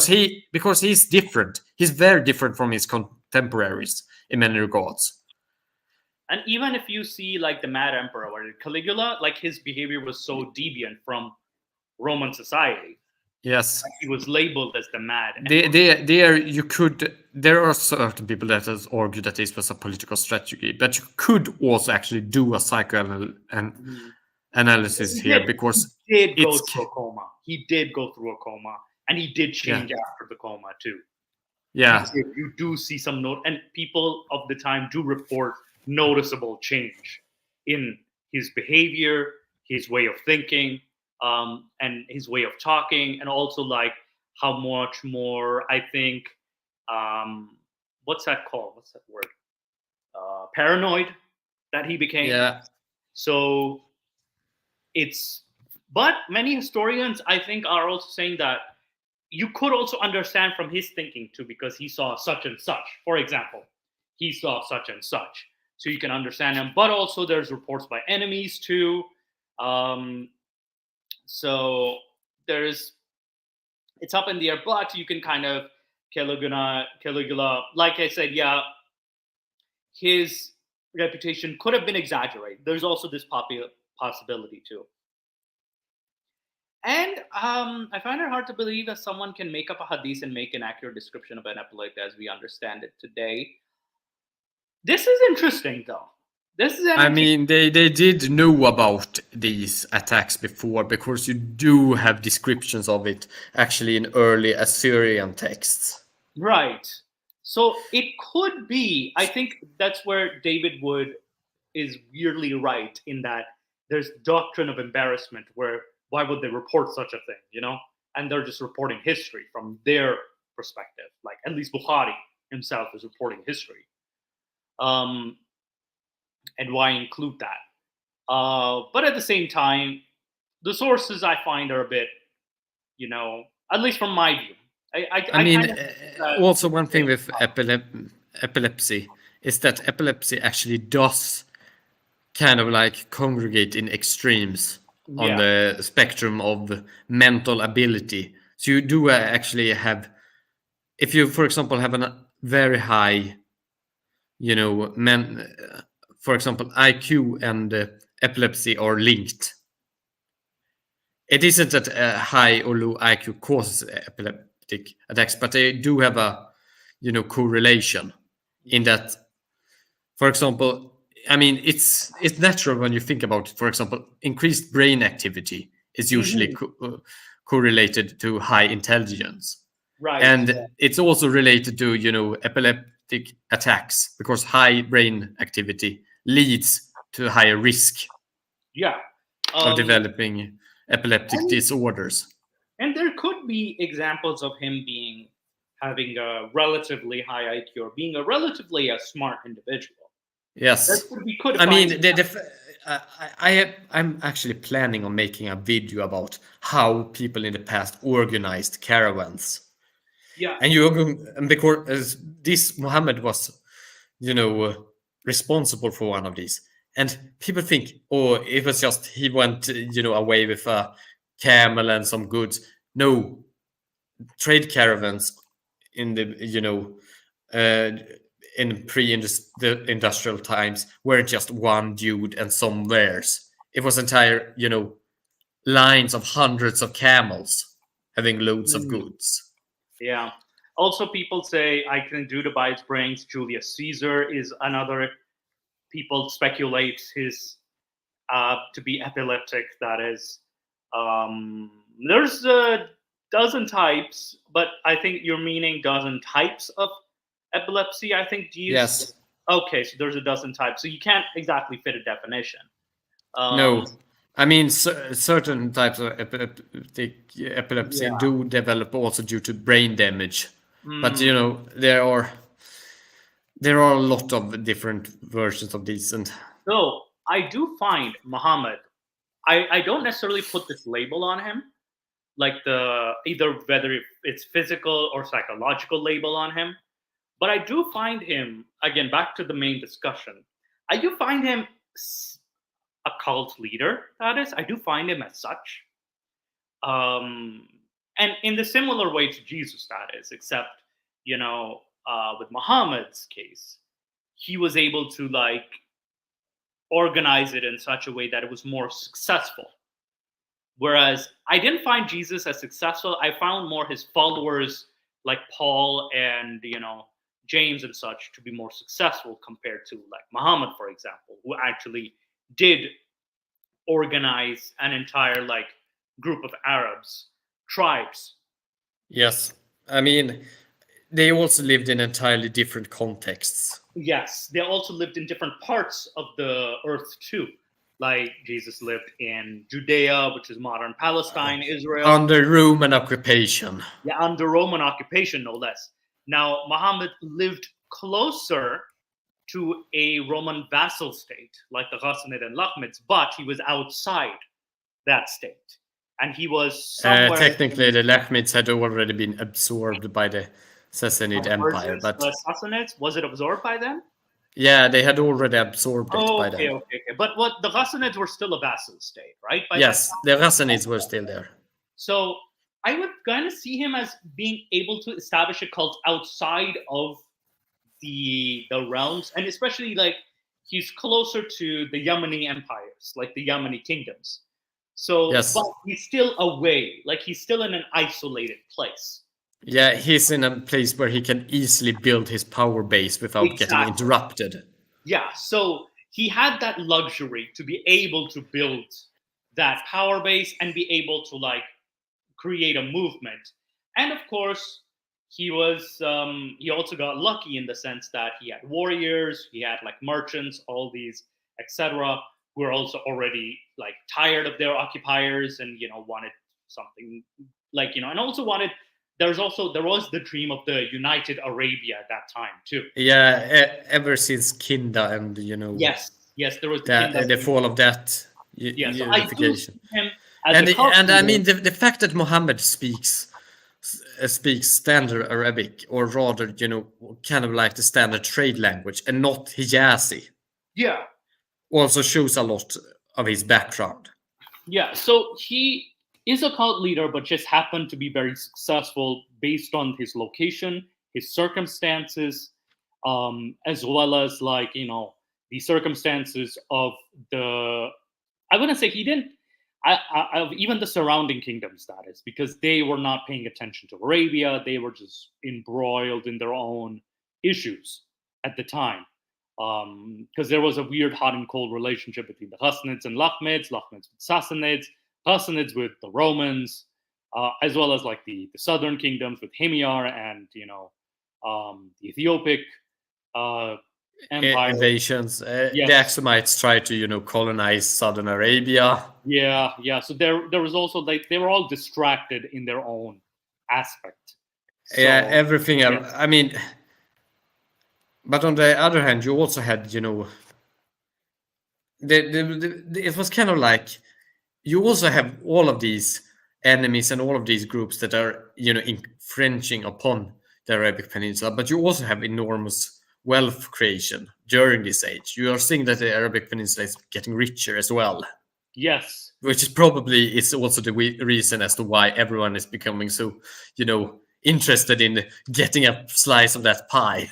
And there's also the increased trade. You see an increase in also I've even heard many of the Arabs were used as mercenaries in guard borders. So Arabs did become not only better fighters, they were well equipped, better weapons, more coins, that is, more trade, more demand for transportation, that is. So this kind of benefited the empire at the same time, the Muhammad's movement at the same time. And also, Muhammad wasn't the only movement that existed at the time. There was other movements like Musaylama, the what do you call it, Tuleha, as well as there's this female as well too, the female prophetess as well, that I forget her name. I forgot her name. But yeah, this is so I kind of find him as like the cult leader that won the scenario. That is the big sweet Arabian Peninsula pie. Yeah. But I mean, also, you know how I mentioned before how different the past is. Yeah. I'm going to. This doesn't have anything to do with the Arabic Peninsula, actually. Plus the army of angels. Remember, Ginny, army of angels. Yes, the army of angels. But remember how I said the past is different? Yeah. Can you click on the link and show the page here on the Wikipedia for the Swedish coin? Oh, the because I mentioned these giant Swedish coins. Yeah. That's what you were. Because I want to show them. Dollar. Okay. This one is actually in Britain because this was one of the payments. You're serious? This is how big it was? Yes. Mother of God. This is huge. And hey, no, we're not going to get into that's what she said jokes like Nick does. No. But I mean, the thing with the Swedish X-dollar coins were that they were kind of like developed. These are the later coins. This was these were developed because Sweden didn't want to use its silver in coins, but we had a lot of copper. So instead, we took the value of silver and paid it in pure copper in giant coins. God, and giant coins. It's the dollar, like the dollar. Was this the early name of the dollar? Yeah, yes, because the dollar wasn't actually a gold standard. It was a name for something that wasn't. Well, dollar, ironically enough, it became later based upon a gold standard, and then it became a fiat currency. But dollar was originally a currency that was based upon another standard other than a precious metal. Interesting. In this case, copper. Yeah, interesting. Very, very interesting. And Sweden was the ones that introduced this concept. All right, Drastic. Now, Swedish is to be played. Yes. Now. Yeah, they used to be actually rather important back in the 18th and also in the 17th century. Yeah. And these coins can be found everywhere with Swedish, giant coins. This one was in the British Museum. Yeah. Now, speaking of coin, also back to the main topic, that is, there is a story, Ginny, I was talking to you about earlier that was, again, related. It was a cult in Pakistan, which is a lesser known cult in Pakistan. That happened in the 1980s, and it's similar to Jonestown, that is, or Heaven's Gate. It's similar to those, but the what do you call it? It's a similar like situation, that is. Hang on, let me just open it was in Karachi, Pakistan. It was a Shia cult, by the way, so Drastic is going to have a field trip on this one. So it was like in the Hawke's Bay case, that is. And again, I apologize, there's a Wikipedia, because there's the main sources, they're so long, extremely so long, or they're just all over the place, that is. So an incident when 38 Shia Muslims from the village in Chakwal Tehsil headed to the Arabian Sea by Nasreem Fatima. She was the cult leader, basically. She claimed to have direct contact with the 12th Imam, the Shia Imam Muhammad al-Mahdi. Now, Mahdi is the 12th Imam of the Imams who's allegedly still alive. And, he not only is he alive, but he's going to come in the end times as well, similar to the Jesus story. This is kind of different from... the Mahdi is just a title, or rather it's kind of like the rightly guided one that is going to be there at the end time. Yeah, now... The other Shia sects that aren't 12 have other versions of the Mahdi and ascribe it to other people. Yeah, but the 12er view is that he is the son of Imam Yes. Hassan al-Askari, the 11th Imam, and he's coming to, what do you call it? He's still alive, and he's going to come and save the world, allegedly. Now, she was claimed to be a miracle worker, despite her lack of wearing the customary hijab. She was supported by her father, Vilayat Shah, who had returned from Saudi Arabia after working there for several years, during which Shia faith was strengthened following Khomeini's success in the Iranian Revolution. And yeah, at that time, the Iranian Revolution was, had just been successful. Nasim Fatima claimed that Mahdi told her to go to the Arabian Sea, where its waters would part and allow her followers to walk to Basra and finally to the holy cities of Najaf and Karbala, now which are both in Iraq, without having to pay for the journey. Now, Najaf is where Ali bin Abu Talib is buried, and Karbala is where Imam Hussein, or the grandson of Muhammad, is buried, and the younger son of Ali, who died in Karbala. He's buried there. So, this is what she convinced her followers, that the sea would split. The Mahdi, told them to go there. The sea would split. They would be able to cross over. Now, she also claimed that the Mahdi told her to place the women and children in locked trunks for the journey, which the men carried. However, most victims who took part, including Fatima herself, drowned after the Karachi police arrived too late to save them. Those who did survive were arrested for attempting to leave Pakistan without visas. However, there was also that the Pakistani government did pay for their pilgrimage, for the surviving members, for the airfares were paid by wealthy Shias. This was also organized by the Pakistani government, wealthy Shias within the Pakistani government. This was seen as fulfilling the prophecy. They would travel to their desired destination free of charge. Now, what do you think of this story, Jimmy? I mean,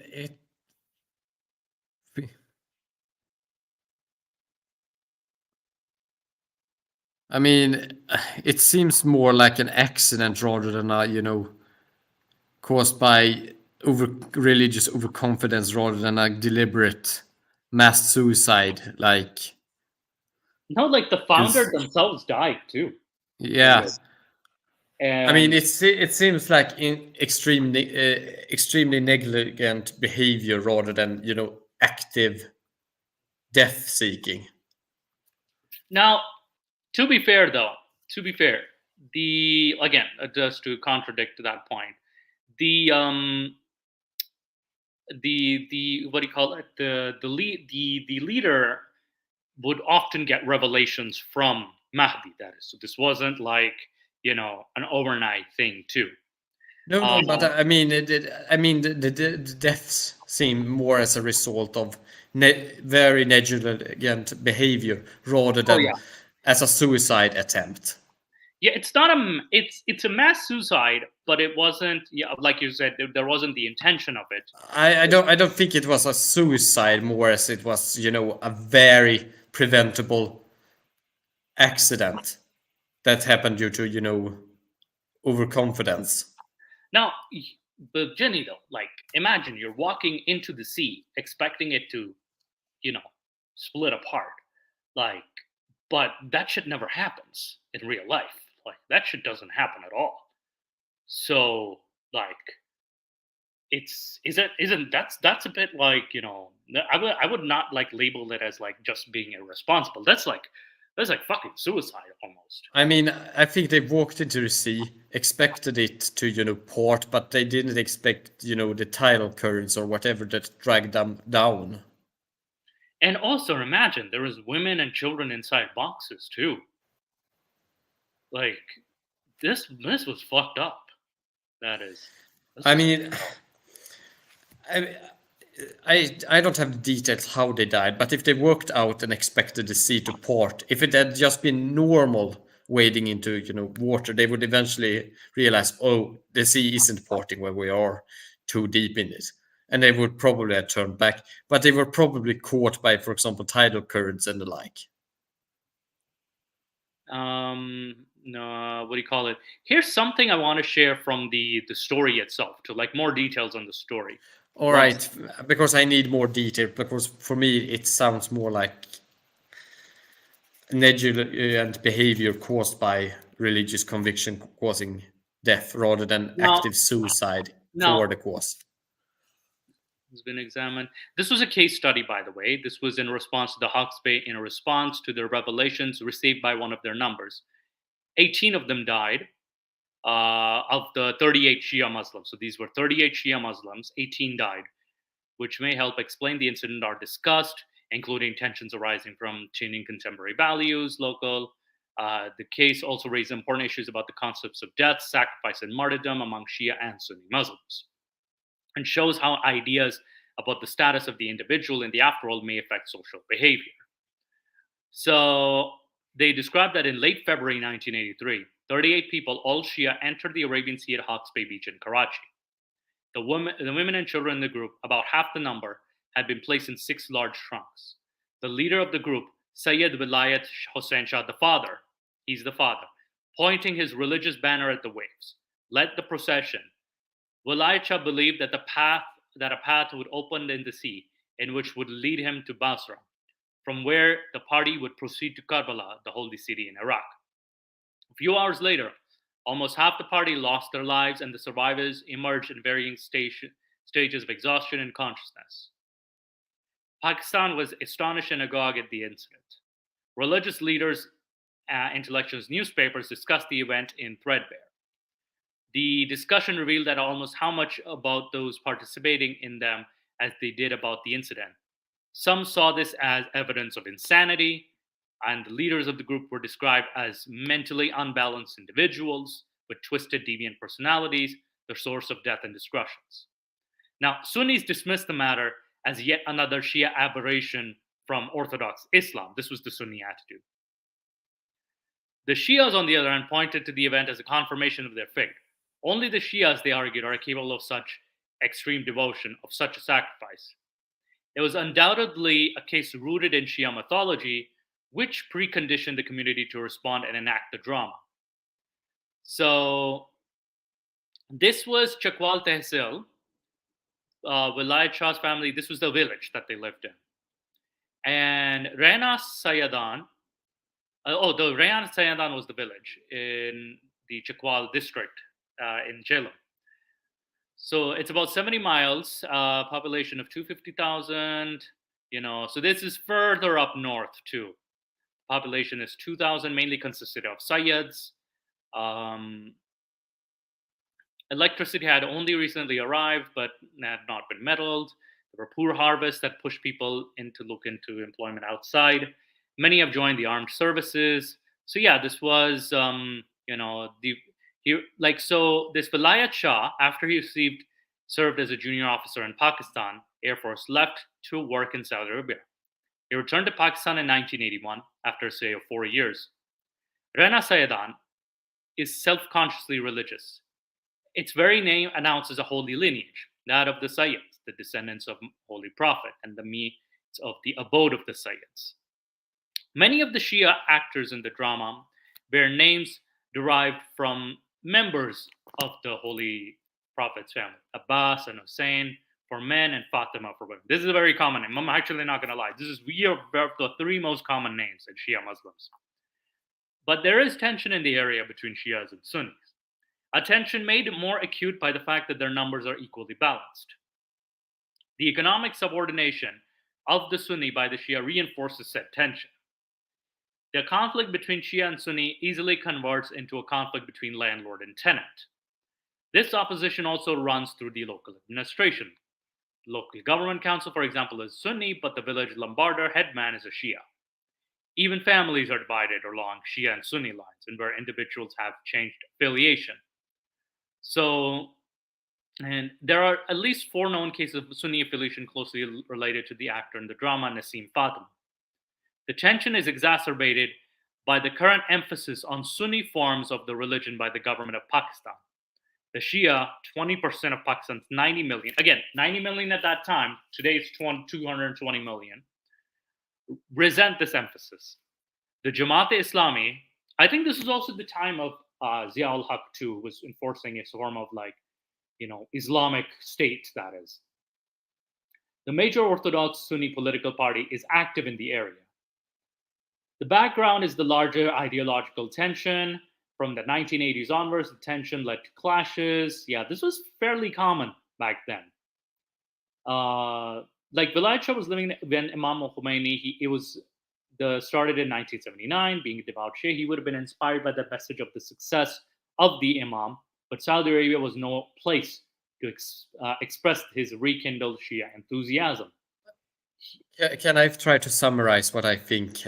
Yeah. This entire thing is due to various tensions at this time between Sunni and Shias, and due to various political reasons and economical issues, people are searching for more and more radical groups and more radical movements, and thus they join this woman on this journey to the sea, thinking that she and her small group of followers will part the sea to, be able to walk the entire way to, Iraq. But what it turns out to not be the case, and they actually end up drowning. Yeah. When they walk into the sea. Yeah. Now, in the Hawk, this gets interesting, where the Hawke's Bay case on 18th of February 1981, he had been engrossed in supervising the construction of a mosque. Late that evening, his daughter, our eldest child, Nasim Fatma, entered his bedroom, announced she had been visited by a revelation, or a basharat. She had heard the voice of a lady speaking to her through the walls of the house. The apprehensive father suggested she identify the voice. For the first few days, the voice identified as that of Bibi Ruqayya, who was the stepsister of Imam Hussein, the grandson of the Holy Prophet buried in Karbala.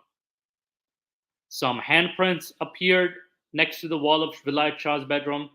They were made with henna mixed with clay, a handprint. And again, the handprint, you probably know the handprint symbol? Yes, because, you mean Yad al-Fatima's hand. Yes, and that which is actually Yod, a symbol used in Judaistic mysticism that is far older than Islam. Mm-hmm.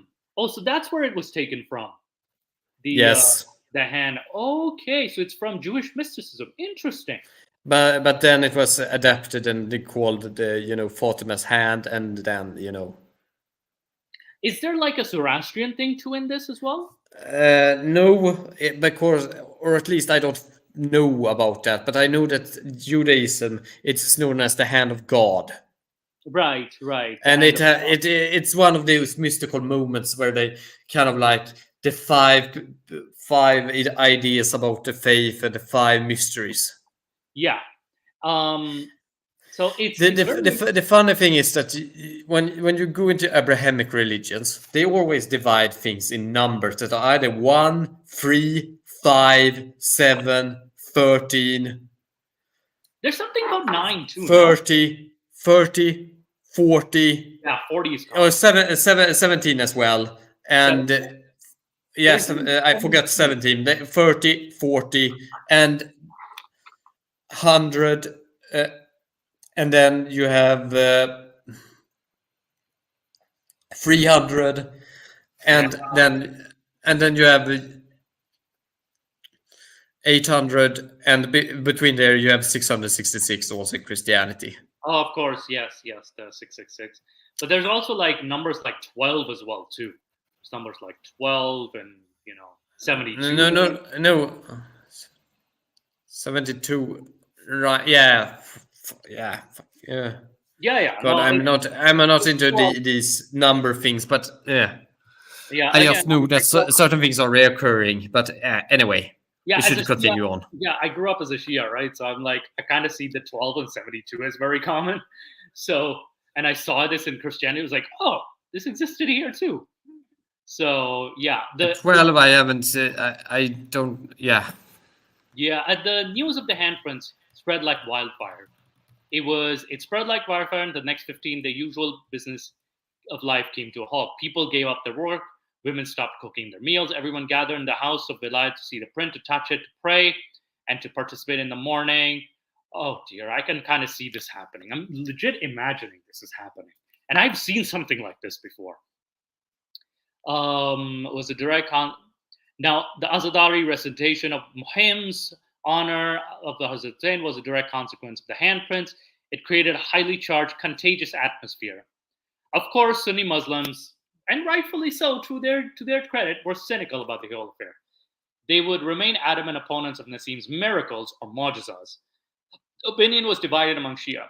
Established families such as Sayyid scoffed at Nasim and her miracles, and at first both Vilayat Shah and his daughter had their doubts. As if to dispel these doubts, Imam Mehdi or Imam Ghaib, the 12th Imam, himself appeared in the dreams of Nasim. So he would appear in the dreams. Earlier, Bibi Ruqayya had announced that the Imam would rather that she would communicate with Nasim. So it's like she would only see her. The Imam wore white clothes and was of pleasing appearance. All doubts in her mind were now dispelled that he addressed her as Bibi Pak, pure lady. The Imam with whom she would now communicate began to deliver explicit orders. One commanded the expulsion of the carpenter working for Vilayat in his house, and who had overcharged him by 1,000 rupees in connivance with the contractor. He was ordered never to work again at a Sayyid's house again, or both would be losers in the transaction. To compensate Vilayat, the Imam placed 500 rupees in a copy of the Holy Quran and ordered the carpenter to pay the remaining 500. Interesting. Orders increased in frequency. They soon included matters of property and marriage. The family, at least, no longer doubted the miracle. So the 500 rupees would come out of nowhere, out of the holy book. Okay, this is very suspicious. They obeyed divine orders without question. During revelations, Nasim would demand complete privacy in her room, or privacy. Her condition would change. She would quiver and tremble. Noises would sound in her head beforehand, and the trauma of the revelations often caused her to faint afterwards. The orders would come to her in the days the Imams died and were made martyrs. The Imam, according to her father, had captured her mind and heart. So this is just part one so far. There's part two. I'm going to just go over part two real quick. Sorry. What do you call it? Let me just make case part two. There we go.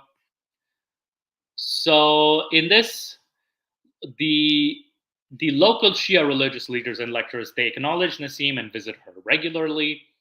And there was like this guy, Sakhavat Hussein Jafari, who was particularly favored. He was a regular visitor. Nasim claimed that she had especially ordered by the Imam to single him out. They were often alone for long periods, and Nasim to began organize Azadari regularly. Azadari is like the meetings, or the meetings were charged in emotion, create devout ecstasy in participants. So these are like majlises, that is. They were held next to the locally primary school, so many people attended with such noisy devotion that the school had to close down. Oh, damn, they had to close down the school. Nasim now completely dominated the life of the village before moving to the next phase. Let us pause to examine the effects of revelation and some of the main actor. So he says Nasim was a shy, pleasant-looking with an innocent expression who had a history of fits. So he describes her as she would get a history of fits. There was talk of getting her married. Although she had only studied up to class 5 or the 5th grade, her teachers recall her passionate interest in religion, especially the lives of the Imams. She had a pleasing voice when reciting nohas or poems about Karbala, many of which she composed herself. After her revelations, there was a perceptible change in Nasim. She began to gain weight, wear costly dresses, and use perfumes. She became noticeably gregarious and confident. In a remarkable gesture of independence, especially so for a Sayyid girl in this area, she abandoned the parda veil. According to the Shia belief, any believer may become the vehicle of divine communications. Nasim turned to the dominant person in her life, her father, upon receiving communications, and he interpreted them in his light. Now, he asserted himself, like the Gedad, asserted himself into the village affairs. His daughter's religious experience had begun soon after his retirement from Saudi Arabia. He had an older brother to whom, because of the religious structure of society, he was subordinate. His period in Saudi Arabia had enhanced his economic, but not his social position. Because of the miracles of his daughter, he gained a dominant position in social life. Sardar Bibi, Nasim's mother, was influenced by her husband and the daughter and identified the holy in the latter. She is said to have been a Sunni before the marriage, and this created an underlying tension in the family.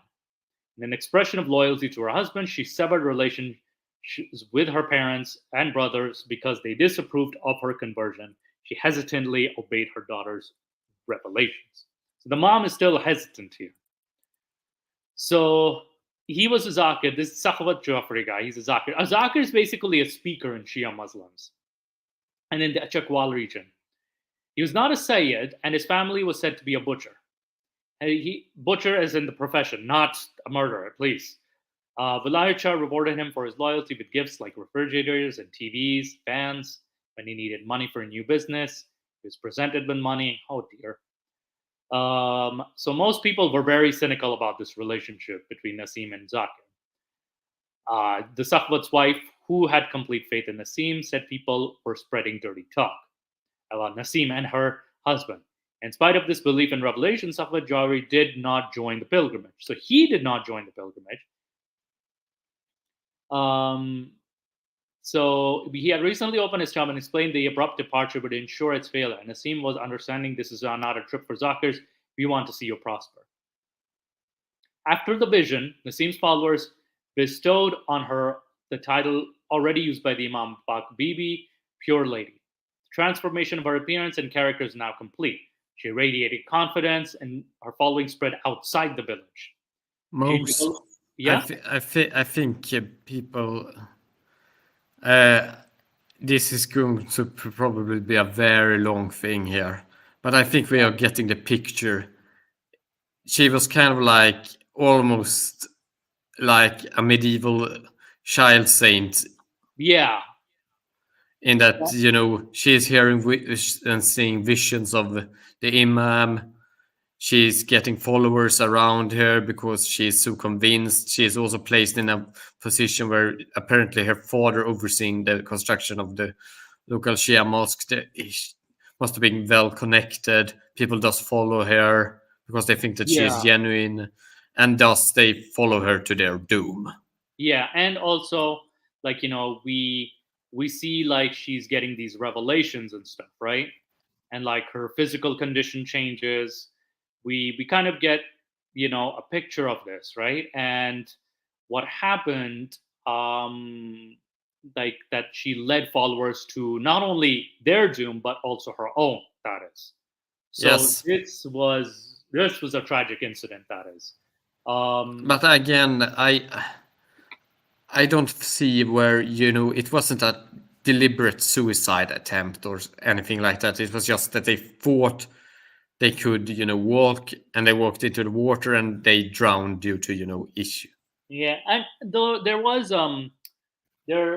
this is an example of, like, let's say a Shia cult that is, or a cult in the Muslim world. But this I wanted to bring to light.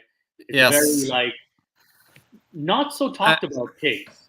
They're not very talked about at all. No, but this does have very strong cultic. Yes, this is, I think, what I wanted with center around this person and personal charisma, and it leads them to do these drastic actions, which end in. Yeah, and she's like, I'm surprised a woman had such an influence. I'm surprised too. She was 18 too, only.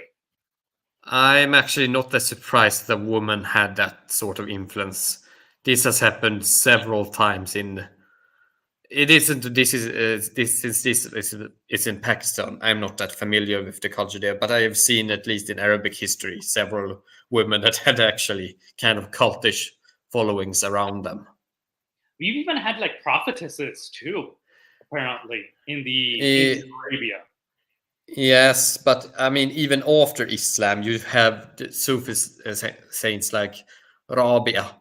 Yeah. Interesting. Like, we had a Sufi saint too in Arabia, like the Arabian Peninsula. Yeah, I mean, I'm not in Arabia. She was actually from Iraq. Rabia is she actually used to have a following around her. Yeah. I mean, she didn't do anything crazy, or rather, she did a lot of crazy things, but not crazy in this that caused death. Yeah. Like, she is actually considered one of the founders of al-ishq al-ilahi, the divine passion, or the idea that you shouldn't pray or do acts for God for any reward. You should just do it out of passion for God Mhm. in Yeah. Sufism. And he now Drastic choose between Iraq and a hard. Damn it, Drastic. Like, I mean, Iraq. she. There is even, you know, this, but she had almost a sect-like following, according to several historians. But you know, the thing that actually began as a sect around her later developed as one of the main. Yeah. She's one of the main saints within Islam of Sufism. Yes. And there are actually videos about her in Arabic made in her honor to this Interesting. very day. Yes. Very interesting. And she was active in the 19th century, just before and during the Abbasid Revolution. In the 9th century, that is. 8th century, sorry. 8th century. Okay, the 8th century. 8th century. 8th century. Yeah. Okay. And I think it was the 8th century when we had the Abbasid Revolution. Yes, Also- 8th. So I kind of took it a century later. Sorry. Yeah, that's okay. I'm getting tired. It's late. Oh yeah, no apologies. I think we'll wrap it up because it was a good discussion. It was an interesting, but I realized this is way deep. This topic itself too. Yeah, because when you go into sects, and you always get these discussions: what is a sect and what is a religion? Yeah. And what is a cult? Because sect and cult aren't the same thing either. Yeah. There are definitions about sect. What is a sect? Yeah. Also, yes, Drastic. It was a good pun. Good show. Thank you. Yeah. So we'll wrap it up quick. Yeah. It's I know. Sorry, Jenny. I had to do this late because I was out of town and I just came back. But for next show, I think. By the way, please follow Jenny's channel because he's gonna do his videos. Do check out his content. It's amazing content. And also, what do you call it? Well, I might actually do a part 2 of this discussion because this was fairly interesting as a discussion. Yeah, we can follow it up. You wanted to discuss also the Nation of Islam. Yes. Which is something I haven't looked into at all. Yeah, same here. So, but I'm not going to shoot. I'm most likely not doing a show next week. So I might do it the following, so in 2 weeks, that is. Because next week I kind of have this meeting with ex-Muslims of Toronto. So I kind of have to do my bit. So I will be busy. But Ginny, I look forward to your content. Thank you so much for coming. I'll try to get in research too. So this will give me time to do some research as well on the Nation of Islam. And, yes, so we'll do this topic. That's the next topic. Is this group a cult? Is it a religion? We'll answer that question. We'll apply the definitions as well. We'll see what this group is about too. So, thank you so much, Culture Ginny.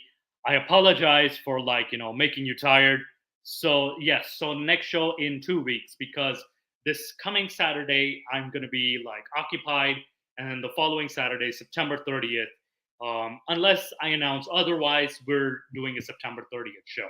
Anyway, thank you guys so much. Thank you, Ginny, for joining today. Please go sleep. It's been my pleasure. Good night. Yes, thank you. Good night.